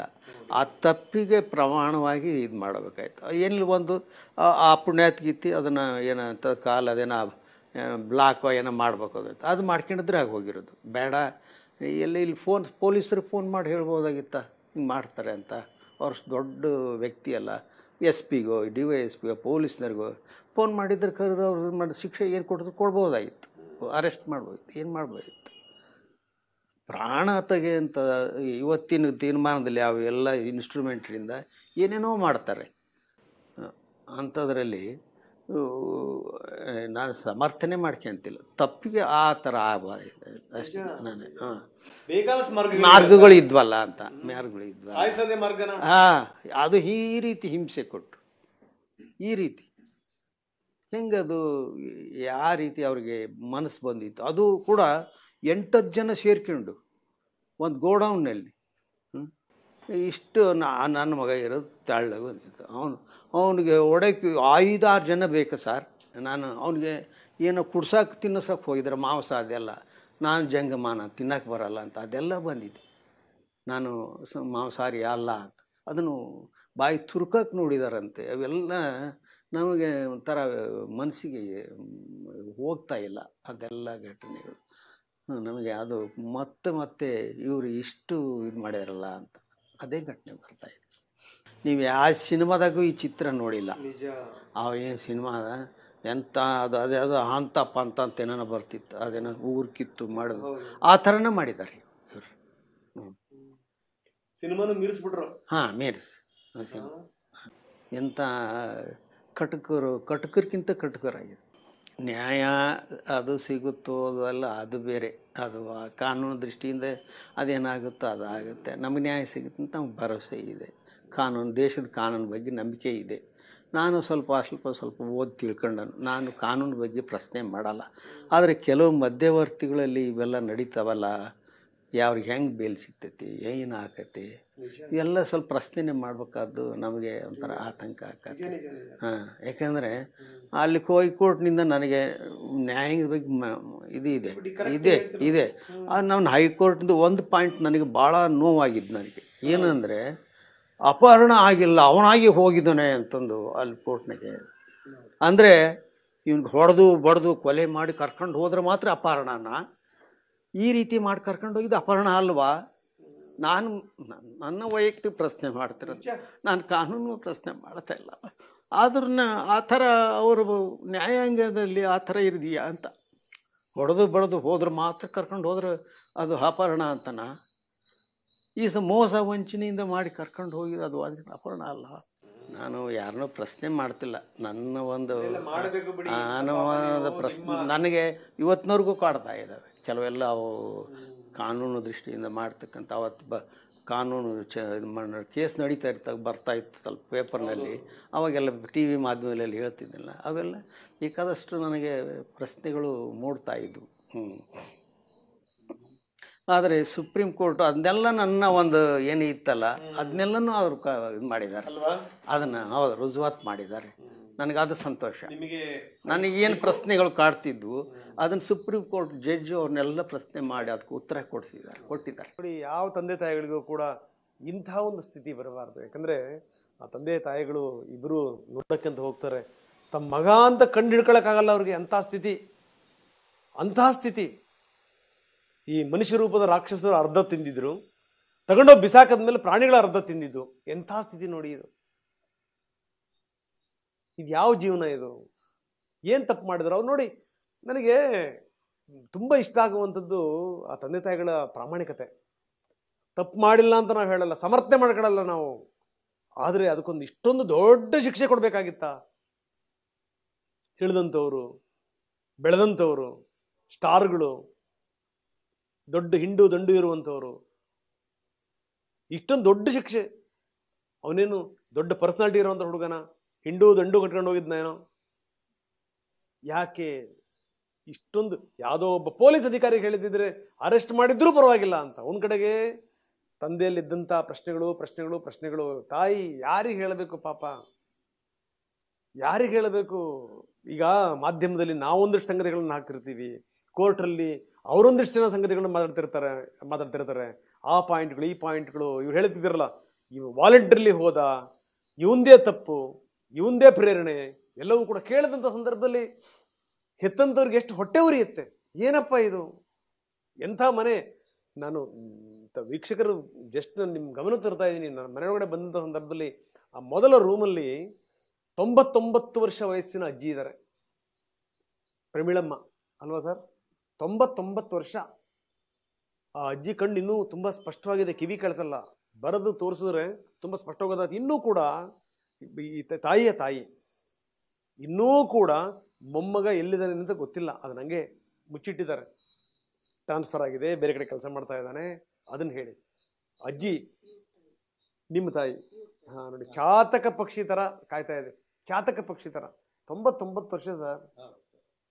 ನಿಮ್ಮ ತಾಯಿ ನೋಡಿ, ಇನ್ನೂ ಹೇಳಿಲ್ಲ ನೀವು ಅವ್ರಿಗೆ. ಹೆಂಗಾಗಬೇಕು ಆ ಜೀವಕ್ಕೆ ಏನಾದ್ರು ಕೇಳ್ಬಿಟ್ರೆ ಸರ್? ಅವನೇ ನೋಡ್ಕೊಳ್ತಾ ಇದ್ದ, ಅವನೇ ಏನಾದ್ರು ಮೆಡಿಸನ್ ತಂದು ಕೊಡೋದು. ಕೇಳ್ತಾ ಇದ್ದೆ ನಾನು. ಅವನೇ ನೋಡ್ಕೊಂತಿದ್ದ. ಆ ಅಜ್ಜಿಗೆ ಏನು ಔಷಧಿ ತರೋದು, ಬೆಡ್ ಸೋರು ಇದು ಮಾಡೋದು, ಆಮೇಲೆ ಯಾರನ್ನ ಡಾಕ್ಟ್ರ್ ಕರ್ಕೊಂಬರೋದು, ಅದೆಲ್ಲ ಆತನೇ ಮಾಡ್ತಿದ್ದ. ಈಗ ಯಾರು ಮಾಡಕ್ಕೆ ನಮಗೆ ವಯಸ್ಸಾಗೋದು ಎಲ್ಲಿ ಹೋಗೋಣ ನಮಗೆ ನಾವು ಅಂತ ಅವನು ಮೆಡಿಕಲ್ ಫೀಲ್ಡ್ನಲ್ಲಿ ಇದ್ನಲ್ಲ ಸ್ವಲ್ಪ ಏನೇನು ಅದನ್ನೆಲ್ಲ ಮಾಡ್ತಿದ್ದ ಅಜ್ಜಿಗೆ ನೆಗಡೆ ಬಂದರೆ ಅದು ಬಂದರೆ ಎದೆ ಕೊಡೋದು ಮಾಡೋದು ಕೆಲವರು ಡಾಕ್ಟ್ರುಗಳು ಹೇಗೆ ಕನ್ಸಲ್ಟ್ ಮಾಡ್ಕೊಂಡು ಇದು ಮಾಡೋದು ಅದೆಲ್ಲ ಮಾಡ್ತಾಯಿದ್ದ ಕರ್ಕೊಂಬಂದು ಹೋಗ್ತಾ ದಿನ ಅಲ್ಲಿ ನಿಂತ್ಕೊಂಡು ಅಲ್ಲಿ ನಿಲುವು ಕನ್ನಡಿ ಇದೆ ಅಜ್ಜಿ ರೂಮಲ್ಲಿ ಅಜ್ಜಿ ನಿನಗಿನ ಇವತ್ತು ಯಮಧರ್ಮರಾಮ ನೋಟಿಸ್ ಕೊಟ್ಟನೆ ನೋಡು ಅಂತ ಚೇಷ್ಟೆ ಮಾಡೋನು ಅದೆಲ್ಲ ಹಿಂಗೆ ಏನೋ ಚೇಷ್ಟೆ ಮಾಡ್ಕೊಂಡು ಹೋಗ್ತಿದ್ದ ಅಜ್ಜಿ ಯಾಕೋ ನನಗೆ ಯಾಕೋ ಅನ್ನೋದು ಅಜ್ಜಿ ಆ ಥರ ಅಲ್ಲಿ ದಿನ ಅಲ್ಲಿ ನಿಂತ್ಕೊಂಡು ಮಾತಾಡ್ಕೊಂಡು ಅಜ್ಜಿ ಮಾತಾಡ್ಸ್ಕೊಂಡು ಹೋಗ್ಬೇಕು ಡ್ಯೂಟಿಗೆ ಒಂದು ನೋಡಿ ಮಗ ದಿವಸ ಹೋಗ್ಬೇಕಾರೆ ಅಜ್ಜಿಗೆ ಸುಮ್ಮನೆ ತಮಾಷೆ ಮಾಡೋದಂತೆ ಕರಡಿ ಬಂದ ಕಡೆ ನಿಂತ್ಕೊಂಡು ಯಮಧರ್ಮರಾಯ ಏನಾದ್ರು ನೋಟಿಸ್ ಕೊಟ್ಟಿದ್ದಾನ ನೋಡು ಅಂತ. ಆದರೆ ಈ ಹುಡುಗನಿಗೆ ಕೊಟ್ಬಿಟ್ಟಿದ್ರು ಯಮಧರ್ಮರು ನೋಟಿಸನ್ನ. ಇದ್ದಕ್ಕಿದ್ದಂಗೆನೇ ಅವನಿಗೆ ಬುಲಾವ್. ಯಾವ ಪರಿ ನೋಡಿ, ಎಂಥ ಎಂಥ ವಿಧಿ ಸರ್ ಇದು. ಹೆಂಗೆ ಯಜಮಾನ್ರೆ ನೀವು ನಿಜವಾಗ ಏನು ತರಬೇಕು ಜೈ ಏನು ಬೇಕು ನಿನಗೆ ಅಂತ ಕೇಳಿ ಹೋಗೋಣ. ಏನು ಮಾಡೋದು ಇವತ್ತು ಯಾರು ಏನಾದರೂ ನಂಬಕ್ ಸಾಧ್ಯನಮ್ಮ ಈ ಥರದ್ದು? ಏನು ನಿಜವಾಗ್ಲೂ ಹೆಂಗೆ ಗೊತ್ತಾ, ಮಕ್ಳುಗಳು ಎಲ್ಲೋ ಹೋಗ್ತಿರ್ತಾರೆ, ಏನೋ ಕೆಲಸ ಮಾಡ್ತಿರ್ತಾರೆ, ಯಾರ ಜೊತೆಗೋ ಬೆರೀತಿರ್ತಾರೆ, ಯಾರಿಗೋ ಮೆಸೇಜ್ ಮಾಡ್ತಿರ್ತಾರೆ. ಈ ಥರದ್ದೆಲ್ಲ ಆರೋಪಗಳ ಪಟ್ಟಿ ನೋಡಿದಾಗ ತಾಯಿ ನಿಮಗೆ ಎಷ್ಟು ಹೊಟ್ಟೆ ಹೊರದಿರ್ಬೇಕು ನಿಮಗೆ. ಏನಪ್ಪ ಇದು? ಯಾವ್ದು ಸತ್ಯ, ಯಾವ ಸುಳ್ಳು, ಏನು ಎತ್ತ, ಯಾರು ಮಾಡಿದ್ರು, ಯಾಕಿಂತ ಬುದ್ಧಿ ಬಂತು, ಏನಿದು? ಇದು ಇದು ಇದು ಇದು ಸಾವಿನ ಶಿಕ್ಷಣ ಇದಕ್ಕೆ. ಏನಮ್ಮ ಇದೆಲ್ಲ ಇದು?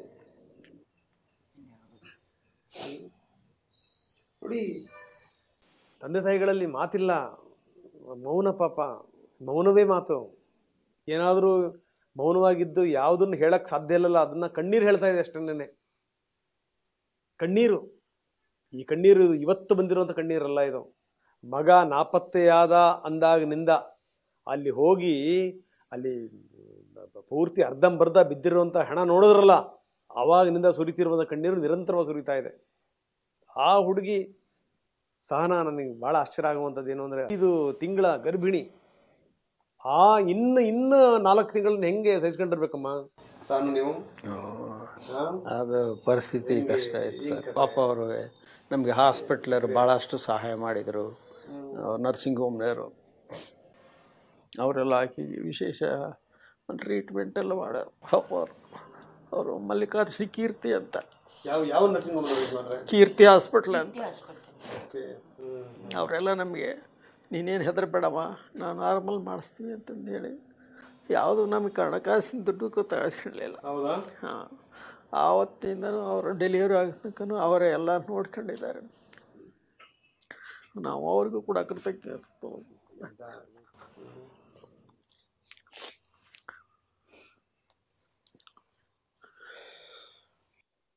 ಸಮಾಧಾನ ಮಾಡ್ಕೊಳ್ಳಿ ಸಹನಾ. ನೋಡಿ, ಇದು ನಾನು ಟಿ ವಿನ ಕಡೆಯಿಂದಲೂ ಕೂಡ ಕೀರ್ತಿ ಹಾಸ್ಪಿಟಲ್ನವ್ರಿಗೆ ಸ್ಪೆಷಲ್ ಥ್ಯಾಂಕ್ಸ್ ಹೇಳಕ್ಕೆ ಇಷ್ಟಪಡ್ತೀನಿ. ಯಾಕಂದರೆ ನೋಡಿ, ಆ ಹುಡುಗಿನ 5 ತಿಂಗಳಿಂದ ಅವರೇ ಎಲ್ಲ ಕೇರ್ ಮಾಡಿರೋದು. ಹೆರಿಗೆ ಮಾಡಿಸಿದ್ರು ಕೂಡ, ನಾರ್ಮಲ್ ಹೆರಿಗೆ ಮಾಡಿಸಿದ್ರು ಕೂಡ ₹1 ದುಡ್ಡು ತಗೊಳ್ಳಿಲ್ಲ ಅಂತೇಳಿ ಸಮಾಜದಲ್ಲಿ ಬಹಳಷ್ಟು ಜನ ಇದ್ದಾರೆ. ಯಾಕಂದರೆ ಈ ತಂದೆ ತಾಯಿಗಳು ಇವ್ರು ನೋಡ್ಬೇಕು. ನೀವು ಮೇಲ್ಗಡೆಗೆ ಬಂದಂಥ ಸ್ವಾಮಿಗಳು ಈ ಪುಣ್ಯ ಕಾರ್ಯಗಳಾಗಲಿಕ್ಕೆ, ಭಜನೆ ಆಗಲಿಕ್ಕೆ, ಶಿವಪೂಜೆ ಆಗಲಿಕ್ಕೆ ಮೇಲ್ಗಡೆಗೆ ಒಂದು ಹಾಲ್ ಬೇರೆ ಇದೆ ಅವ್ರದ್ದು. ಹೆಸರು ನೋಡಿ, ಸದ್ಧರ್ಮ ಸದನ, ಸದ್ಧರ್ಮ ನಿಲಯ. ಯಾವ ಜನ್ಮದ ಕರ್ಮ ಪಾಪ ಅವರು ಈ ಥರದ್ದು ಅನುಭವಿಸ್ತಾ ಇದ್ದಾರೆ.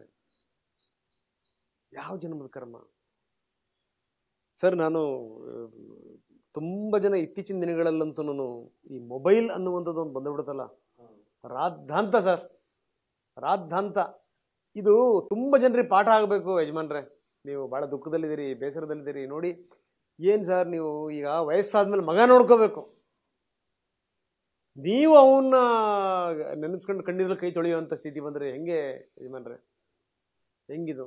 ಆಮೇಲೆ ಯಾರ್ಯಾರನ್ನೂ ನಂಬಿಕೊಂಡು ಯಾರ್ಯಾರ ಮೇಲೋ ಕೈ ಎತ್ತೋದು, ಯಾರ್ಯಾರನ್ನೂ ಹಿಡ್ಕೊಂಡು ಹೋಗೋದು, ಹೊಡೆಯೋದು, ಬಡಿಯೋದು, ಇದೆಲ್ಲ ಏನು ಸರ್ ಇದು? ಏನು ಸರ್ ಇದು? ಏನು ಮಾನವೀಯತೆ ಇದು? ಯಾವನೊಬ್ಬ ತಪ್ಪು ಮಾಡ್ತಾನೆ ಅನ್ನೋದು ಸಂದರ್ಭದಲ್ಲಿ ಬೇಕಾದಷ್ಟು ಮಾರ್ಗಗಳಿದೆಯಪ್ಪ ಅದಕ್ಕೆ. ನಿಜವಾಗ್ಲೂ ಈ ಈ ವಿಪರೀತವಾಗಿ ವರ್ತನೆ ಮಾಡ್ತಾರಲ್ಲ ಅಂತ ಅಂತ ಮಕ್ಕಳುಗಳಿಗೆ ಈ ತಮ್ಮಂತವ್ರು ನೋಡಿ ಮುಂದೆ ನಮ್ಮ ತಂದೆ ತಾಯಂದ್ರಿಗೂ ಈ ತರ ಸ್ಥಿತಿ ಬರಬಾರ್ದು, ನಮ್ಮ ಹೆಂಡ್ರುಗಳಿಗೆ ಈ ತರ ಸ್ಥಿತಿ ಬರಬಾರ್ದು ಅಲ್ವಾ ಸರ್? ಬರಬಾರ್ದು. ಏಕೆಂದರೆ ಈ ಅವಸ್ಥೆ ಐತಲ್ಲ ಅದು ನಮಗೆ ಗೊತ್ತು ಅದೇನು ಅಂತಂದು. ನಾವು ಇವತ್ತು ಹೊರಗಡೆ ಹೋಗೋಕೆ ಕಷ್ಟ ಆಗುತ್ತೆ ನಮ್ಗೆ, ಎಲ್ಲಿ ಜನರ ಹತ್ರ ಬೇರೆಕ್ಕಾಗಲ್ಲ. ನಾವು ಜನರಲ್ಲೇ ಬೇರ್ತು ಇದ್ದಂಥ ಜನ, ಆದರೆ ಇವತ್ತೆಲ್ಲಿ ಹೊರಗಡೆ ಹೆಜ್ಜೆ ಇಡೋಕೆ ನಮಗೆ ಮನಸ್ಸಾಗಲ್ಲ. ಆದ್ರೆ ನಮ್ಮ ಸಮಾಜದವ್ರು ನಮ್ಮನ್ನು ಇದನ್ನು ಕಂಡು ಅವ್ರು ಬಿಡಲ್ಲ.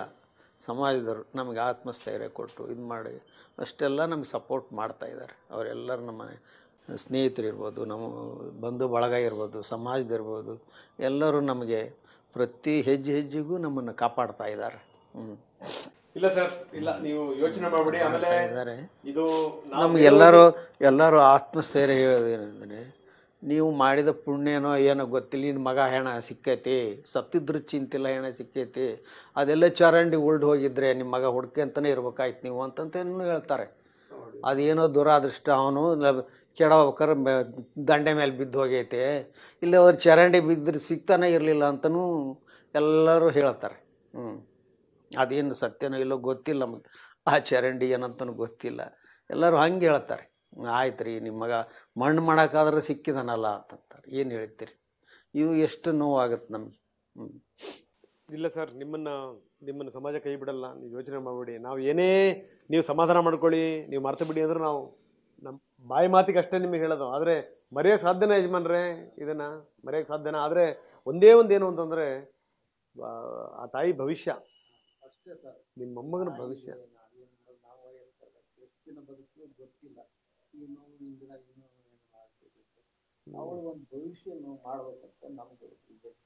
ಯಾವ ರೀತಿ ಅಂದರೆ ಅವಳ ಕಾಲ ಮೇಲೆ ಅವಳು ನಿಲ್ಲಬೇಕು, ಆ ಮಗುನ ಬೆಳವಣಿಗೆ ಮಾಡಬೇಕು. ಅಷ್ಟೊಂದು ನಮ್ಮ ಜವಾಬ್ದಾರಿ ಇದೆ. ಅದೆಲ್ಲ ಸರ್ಕಾರಕ್ಕೆ ನಾವು ಈಗಾಗಲೇ 2 ಸಲ ಅರ್ಜಿ ಕೊಟ್ಟಿದ್ವಿ. ಕೊಟ್ಟಿದ್ರು ಕೂಡ ಅದು ಕಾನೂನಲ್ಲಿ ಅವಕಾಶ ಇಲ್ಲ ಅಂತ ನಮ್ಗೆ ಎಂಡಾಸ್ಮೆಂಟ್ ಕೊಟ್ಟರು. ಏನು ನಾವು ಅದೇ ಹಿಂಗೆ ಮಾನವೀಯತೆ ದೃಷ್ಟಿಯಿಂದ ಒಂದು ವಿಶೇಷ ಅಂತಂದು ಒಂದು ಸೆಕೆಂಡ್ ಡಿವಿಷನ್ ಕ್ಲರ್ಕ್ PUC ಓದಿದಾಳೆ, ಸರ್ಕಾರಿ ಕಾಯಂ ನೌಕರಿ ಕೊಡ್ರಿ, ಅವಳ ಬದುಕು ಜೀವನ ಸೆಟ್ಲ್ ಆಗುತ್ತೆ ಅಂತಂದು ಮಾಡಿದ್ವಿ. ನಾವು ಚೀಫ್ ಮಿನಿಸ್ಟರ್ ಹತ್ರ ಹೋದಾಗಲೂ ರಿಕ್ವೆಸ್ಟ್ ಮಾಡ್ಕೊಂಡಿದ್ವಿ. ಆಯಿತು, ಅದೇನು ನೋಡೋಣ, ಕ್ವಾಲಿಫಿಕೇಷನ್ ಇದೇನಿದು ಕಳಿಸ್ರಿ ಅಂತ ಕಳಿಸ್ಕೊಟ್ಟಿದ್ವಿ. ಇಲ್ಲಿ DC ಮುಖಾಂತರ ಕಳಿಸ್ಕೊಟ್ಟಿದ್ವಿ. ಅವರು ಆದರೆ ಅದು ಕಾನೂನಲ್ಲಿ ಅವಕಾಶ ಇಲ್ಲ ಅಂತ ನಮಗೆ ಎಂಡಾಸ್ಮೆಂಟ್ ಕೊಟ್ಟಿದ್ದಾರೆ. ನನಗೆ ಏನಾರು ಬೇಡಬೇಕಂದ್ರೆ ಮನಸ್ಸು ಕಿತ್ತು ಬರುತ್ತದೆ. ನಾವು ಕೇಳಬೇಕಂತ ಮನಸ್ಸಿನ ಅಲ್ಲ, ನಾನು ಯಾರು ಕೇಳಿ ಇದು ಮಾಡ್ಕೋಬೇಕಂತಲ್ಲ. ಸಾಧ್ಯ ಆದ್ರೆ ನಾವು 4 ಜನ ಉಪಕಾರ ಕೊಡ್ಬೇಕನ್ನೋ ಮನಸ್ಸಿನ ಇನ್ನೊಬ್ರ ಹತ್ರ ಕೇಳೋಂಥ ಮನಸ್ಸು ನಂದಲ್ಲ. ಆದರೆ ಪರಿಸ್ಥಿತಿ ದೇವರು ಈ ಥರ ತಂದಿಟ್ಬಿಟ್ಟದಾನೆ. ಎಲ್ಲರೂ ಹೋಗಿ ಕೈ ಕಾಲು ಕಟ್ಕೋಬೇಕಾಗಿತ್ತು. ಸಮಯ ಸಂದರ್ಭ ಇರಲಿ. ಈಗ ನೀವು ನನಗೆ ಅದು ಯಾರನ್ನಾರ ಏನಾರು ಬೇಡಬೇಕು ಕೇಳಬೇಕಂದ್ರೆ ನನಗೆ 1000 ಸಲ ಯೋಚನೆ ಮಾಡ್ಬೇಕಾಯ್ತು. ನನಗೆ ಉಪವಾಸ ಇದ್ರೂ ಚಿಂತಿಲ್ಲ, ನನಗಿದು ಬೇಡ, ನನಗೆ ಇದಕ್ಕೆ ಮನಸ್ಸು ಒಪ್ಪೋದಿಲ್ಲ. ಅಲ್ಲ, ಈ ನಡುವೆ ಕೆಲವೊಂದೆಲ್ಲ ಈ ಗಾಳಿ ಸುದ್ದಿಗಳು ಹಬ್ಬಿತ್ತು. ಏನು ಅಂದರೆ ಅವ್ರ ಕಡೆ ಯಾರೋ ನಿಮ್ಮನ್ನು ಸಂಪರ್ಕ ಮಾಡಿದ್ರಂತೆ, ನಿಮಗೇನೋ ನೆರವು ಕೊಡ್ತೀನಿ ಅಂತಂದ್ರಂತೆ ಅಂತ. ಅವೆಲ್ಲ ನಿಜನಾ ಯಜಮಾನ್ರೆ? ಸರ್, ದರ್ಶನ್ ಕಡೆ ಯಾರೋ ಬಂದು ನಿಮಗೆ ಹೆಲ್ಪ್ ಅದೇ ಅದು ಅಂತ ಫೇಸ್ಬುಕ್ ಏನೋ ಬರ್ತವೆ, ಯಾರು ಕೇಳೋ ಇದು ಕೊಟ್ಟಾರೆ ಮಾಡಿರಿ, 10 ಕೋಟಿ ಕೊಟ್ಟಾರೆ, 20 ಕೋಟಿ ಅಂತ ಅದೇನು ಬರ್ತಾವಂತೆ. ಎಲ್ಲರೂ ನಮ್ಮನ್ನ ಕೇಳ್ತಾರೆ, ನಿನಗೇನು ಕಡಿಮೆ ಆಗೈತೆ, 10 ಕೋಟಿ ಕೊಟ್ಟಾನಲ್ಲಯ್ಯ ಅಂತಾರೆ. ಯಾರು ಕೊಟ್ಟಾರೆ? ಯಾರಿಗೆ? ನಾವು ನಮ್ಮ ಸಂಪರ್ಕದ ನಾವು ಅವ್ರನ್ನೇನು ಇದಲ್ಲ, ನಮ್ಮ ಸಂಪರ್ಕದಲ್ಲಿ ಅವರು ಇಲ್ಲ, ಅವ್ರ ಸಂಪರ್ಕ ನಮ್ಮಲ್ಲೇನೂ ಇಲ್ಲ. ಇದೇನು ಅಂತ ಫೇಸ್ಬುಕ್ಕು ಏನೋ ಅದು ಏನೇನೋ ಬರ್ತಾವಂತೆ. ಎಲ್ಲರ ಫೋನ್ ಮಾಡಿ ನಮ್ಮ ಸ್ನೇಹಿತರು ಇವ್ರು ಕೇಳ್ತಿರ್ತಾರೆ. ಇಲ್ಲಪ್ಪ, ಆದರೆ ನಮ್ಮ ಸ್ವಭಾವ ಗೊತ್ತೈತೆ ಅವ್ರಿಗೆಲ್ಲ, ಅದೆಲ್ಲ ಸುಳ್ಳು ಅಂತ ಗೊತ್ತಿರುತ್ತೆ, ಆದರೆ ಟೆಸ್ಟ್ ಮಾಡ್ತಾರೆ. ನಾವು ಯಾರನ್ನೂ ಇಲ್ಲಿವರೆಗೂ ಸುಮ್ಮನೆ ಎಲ್ಲ 10 ಕೋಟಿ ಯಾರು ಬಂದಿಲ್ಲ, ನಾವು ಸಂಪರ್ಕದಲ್ಲಿಲ್ಲ ಅವರ. ಪಾಪ ನಮ್ಮ MLA ಪಪ್ಪಿ ಅವ್ರು ಹೇಳಿದರು ನಮಗೆ, ನಮ್ಮ ಇವ್ರಿಗೆಲ್ಲ ಮಾತಾಡಿದ್ದಾರೆ, ನೀವು ಯಾವುದೇ ಕೇಸ್ ಹಾಕಬೇಡ್ರಿ, ನಾವು ವಿಚಾರ ಮಾಡೋಣ ಅಂತಲೂ ಹೇಳಿದ್ರು ಇವ್ರ ಹತ್ರ. ಅವ್ರ ಅಣ್ಣ ಅವ್ರು ಯಾರೋ. ನಾವು ವೈಯಕ್ತಿಕ ಕೇಸ್ ಹಾಕಕ್ಕೆ ಹೋಗಲಿಲ್ಲ ಆ ದೃಷ್ಟಿಯಿಂದ. ಸರ್ಕಾರ ಏನಿರುತ್ತೆ ಅದು ನಡೆಸಲಿ ಅಂತ ಅವರು ಇವ್ರಿಗೆಲ್ಲ ಹೇಳಿದ್ದಾರೆ. ಅವ್ರ ಅಣ್ಣ ಅವರ ನೀವೇನು ಕೇಸ್ ಹಾಕ್ಸ್ಬೇಡ್ರಿ, ನಾವು ಏನಾರ ಮಾಡೋಣ ಮಟ್ಟಣ ಅಂತ ಅವಾಗ ಈಗ ಹೇಳಿದ್ದು 1 ವರ್ಷದ ತಳಗೆ. ಆದರೆ ಇವಾಗ ಅದು ಏನೂ ಇದಾಗಿಲ್ಲ. ಪಾಪ ಅವ್ರು ವೈಯಕ್ತಿಕವಾಗಿ ನಮಗೆ ಸಹಾಯ ಮಾಡಿದ್ದಾರೆ, ಹಣದ ಸಹಾಯ ಮಾಡಿದ್ದಾರೆ, ಭಾಳಷ್ಟು ಜನ ಮಾಡಿದ್ದಾರೆ ಅವರವ್ರ ಇದರಿಂದ ಅದು ಮಾಡಿದ್ದಾರೆ. ಅದಕ್ಕೇನು ನಾವು ಇದು ಇಲ್ಲ. ಆದರೆ ನಮ್ಮ ಸೊಸೆ ದೃಷ್ಟಿಯಿಂದ ನಾವು ಇದು ಮಾಡ್ತಾ ಇರೋದು ಅಷ್ಟು ಬಿಟ್ಟರೆ ಇಲ್ಲ. ನವೀನ್ ಅವರು ಈಗ ಅದೇ ನಮ್ಮ ಬಸವರಾಜ್ ಕೂಡ ಅದನ್ನೇ ಹೇಳ್ತಾ ಇದ್ರು. ನವೀನ್ ಖಂಡಿತ ಏನೋ ಮನಸ್ಸು ಮಾಡ್ರಂಗೆ ಕಾಣ್ತಾರೆ, ಮಾಡ್ತಾರೆ. ಏನಾದರೂ ಒಂದು ಸಹಾಯ ಮಾಡಬೇಕು ಅಂತ ನಿರ್ಧಾರಕ್ಕೆ ಬಂದರೆ ಇದ್ದಾರೆ, ಎಲ್ಲರೂ ಇದ್ದಾರೆ, ಪಾಪ ಇದ್ದಾರೆ. ಅವ್ರವರು ಇದು ಹೆಂಗಿದೆ ಅಂತ ನನಗೆ ಗೊತ್ತಿಲ್ಲ. ಆದರೆ ಭಾಳ ಎಲ್ಲರೂ ನಮ್ಮ ಬಗ್ಗೆ ಅನುಕಂಪ ಸಹಕಾರ ಎಲ್ಲ ಇದೆ. ಅದು ಯಾವ ರೀತಿಯಿಂದ ನಮಗೆ ಇದಾಗುತ್ತೆ ಇಲ್ಲ ಸರ್. ನಿಮ್ಮನ್ನ ನೋಡಿದ್ಮೇಲೆ ನಾನು ಬರೀ ನೀವು ದೃಶ್ಯಗಳಲ್ಲಿ ಬರ್ತಿದ್ದನ್ನು ನೋಡಿದೆ. ಈಗ ನಿಮ್ಮನ್ನು ನೋಡಿದ್ಮೇಲೆ ಅನ್ನಿಸ್ತು ನಿಮ್ಮನ್ನು ಯಾರೋ ಕೈ ಬಿಡಲ್ಲ ಬಿಡಿ, ಯೋಚನೆ ಮಾಡಬೇಡಿ. ಎಲ್ಲಿವರೆಗೂ ಎಲ್ಲ ನಡ್ಕೊಂಡು ಬಂದಾರೆ ಸರ್. ನಾವು ಯಾವುದಕ್ಕೂ ಇದು ಮಾಡಿಲ್ಲ. ನಮ್ಮ ಸಮಾಜ ಅವ್ರು ನಮಗೆ ಪ್ರತಿ ಹೆಜ್ಜೆಗೂ ನಮಗಿದೆ, ನಮ್ಮ ಜೊತೆಗಿದೆ. ಅವರು ಎಲ್ಲ ನಮಗೆ ಏನು ಮಾಡ್ಬೇಕಂತ ತೋರಿಸ್ತಾ ಇಲ್ಲ. ಅವರು ಎಲ್ಲರ ಹತ್ರ ಏನು ಮಾಡಬೇಕು ಏನು. ಒಂದು ಪ್ರಶ್ನೆ ಕೇಳ್ತೀನಿ ನಾನು. ಇದನ್ನ ಕೇಳಬೇಕು ಕೇಳಬಾರ್ದು ಗೊತ್ತಿಲ್ಲ, ಆದರೂ ಕೇಳಬೇಕು ಅಂತ ಅನಿಸ್ತಾ ಇದೆ. ಮುಂದಿನ ದಿನಗಳಲ್ಲಿ ಏನಾದರೂ ನಾನು ಇದೆಲ್ಲ ತಪ್ಪಿನ ಅರಿವಾಗಿ ದರ್ಶನ್ ಕುಟುಂಬ ಬಂದು ನಮ್ಮದು ತಪ್ಪಾಯಿತು, ನಮ್ಮಿಂದ ಏನಾದರೂ ತಪ್ಪಾಗಿದೆ ಕ್ಷಮಿಸಿ ಅಂತ ನಿಮಗೆ ಕೇಳಿದ್ರೆ ನಿಮ್ಮ ಇದು ಏನಿರುತ್ತೆ ಸರ್ ನಿಮ್ಮ ಉತ್ತರ?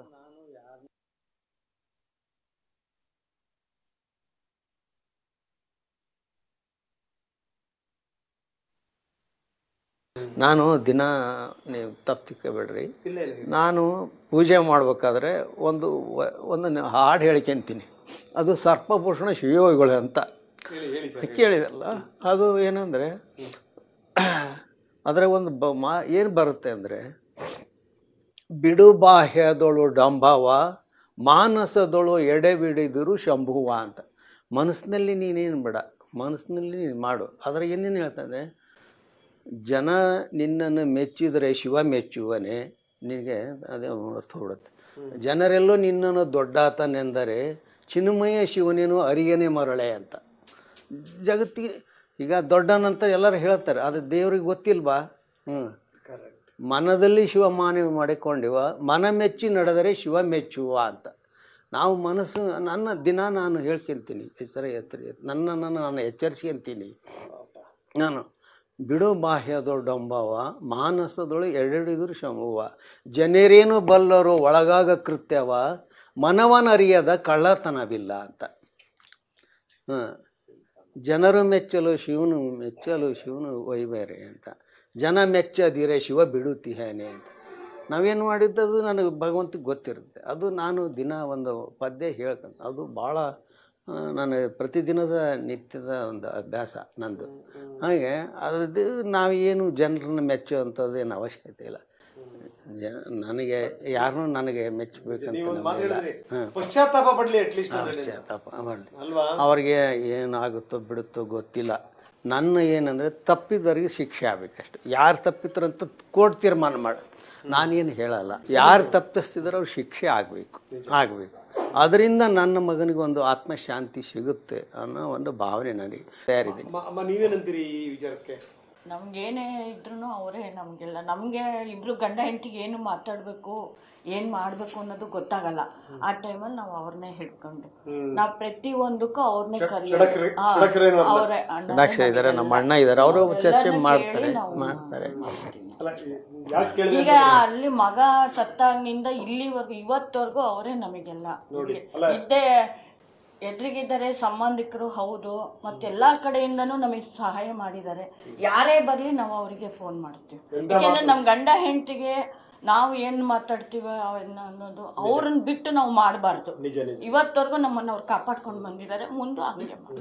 ಯಾಕೆ ಅಂತಂದ್ರೆ ಒಂದು ಸಂದೇಶ ಹೋಗ್ಬೇಕು. ಈಗ ಬರೀ ಶಿಕ್ಷೆ ಆಯ್ತು ಇದಾಯ್ತು ಅಂತಲ್ಲ, ಜೀವನ ಪರ್ಯಂತ ಶಿಕ್ಷೆ ಅನುಭವಿಸುವಂತವ್ರಿಗೆ ಏನು ಅನ್ನುವಂಥದ್ದು ನನಗೇನಂದ್ರೆ ಎಲ್ಲ ಕಡೆಗೂ ನಾವು ಮಿನಿಸ್ಟರ್ ಕಾಣಕ್ಕೆ ಅವ್ರ ಜೊತೆಗೆ ಹೋದ್ವಿ.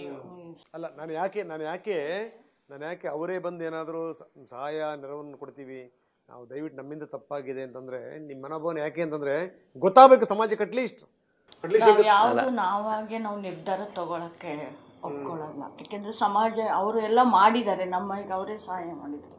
ಅಲ್ಲ, ನನಗೇನಂದ್ರೆ ನಾವು ಮುಂದೆ ಇಂತ ಯಾರು ಮಾಡಬಾರ್ದು.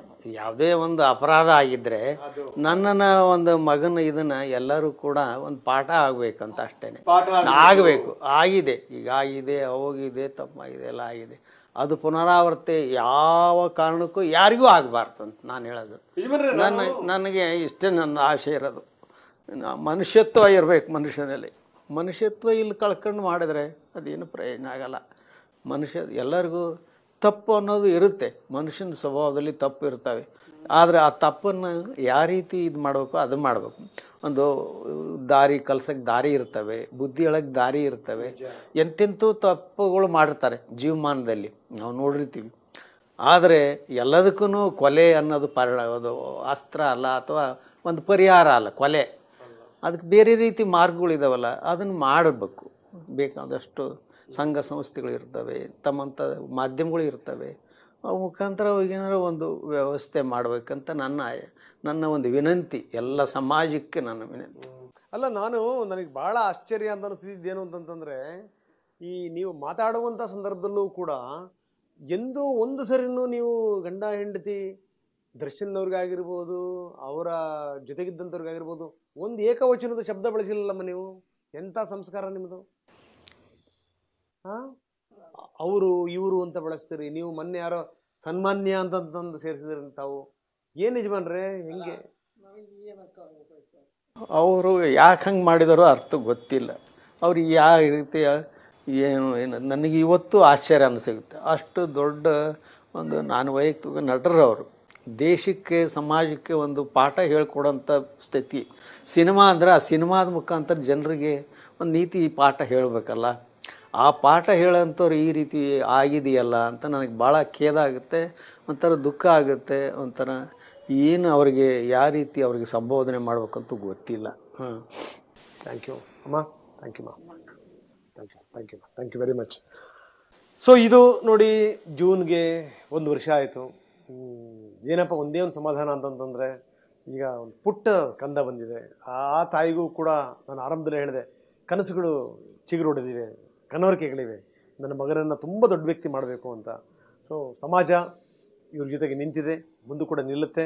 ಎಲ್ಲ ಮಾಧ್ಯಮಗಳು, ನಾವು ನಮ್ಮದೊಂದೇ ಅನ್ನುವಂಥದ್ದಲ್ಲ, ಎಲ್ಲ ಮಾಧ್ಯಮಗಳು ಕೂಡ ಇವರಿಗೆ ನೆರವಿಗೆ ಬಂದಿವೆ. ಇನ್ನೂ ಕೂಡ ಮಾಧ್ಯಮಗಳಿಂದ ನೆರವು ಖಂಡಿತವಾಗಲೂ ಸಿಗುತ್ತೆ. ಎಲ್ಲಕ್ಕಿಂತ ಮುಖ್ಯವಾಗಿ ಏನು ಅಂತಂದರೆ, ಹೋದಂಥ ಮಗ ವಾಪಸ್ ಬರ್ಲಿಕ್ಕೆ ಸಾಧ್ಯನೇ ಇಲ್ಲ. ಶಿಕ್ಷೆ ಆಗ್ಬೋದು, ನಂತರ ಹೊರಗಡೆ ಬರ್ಬೋದು, ಅಥವಾ ಶಿಕ್ಷೆ ಮುಂದುವರಿಬೋದು, ಪ್ರಶ್ನೆ ಬೇರೆ. ಆದರೆ ಅದೊಂದು ಕೊರಗಿದೆಯಲ್ಲ ಈ ಬದುಕಿನ ಮುಸ್ಸಂಜಿನಲ್ಲಿ, ಈ ವೃದ್ಧ ಜೀವಿಗಳಿಗೆ ಯಾವಾಗಲೂ ಕೂಡ ಇರುತ್ತೆ.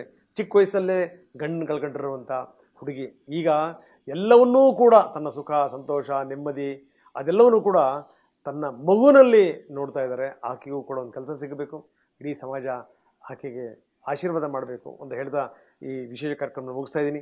ನಿರಂತರ ಸುದ್ದಿಗಾಗಿ ನೋಡ್ತಾ ಇರಿ TV9. ನೆಮ್ಮದಿ ಇರ್ಬೇಕು ಸರ್.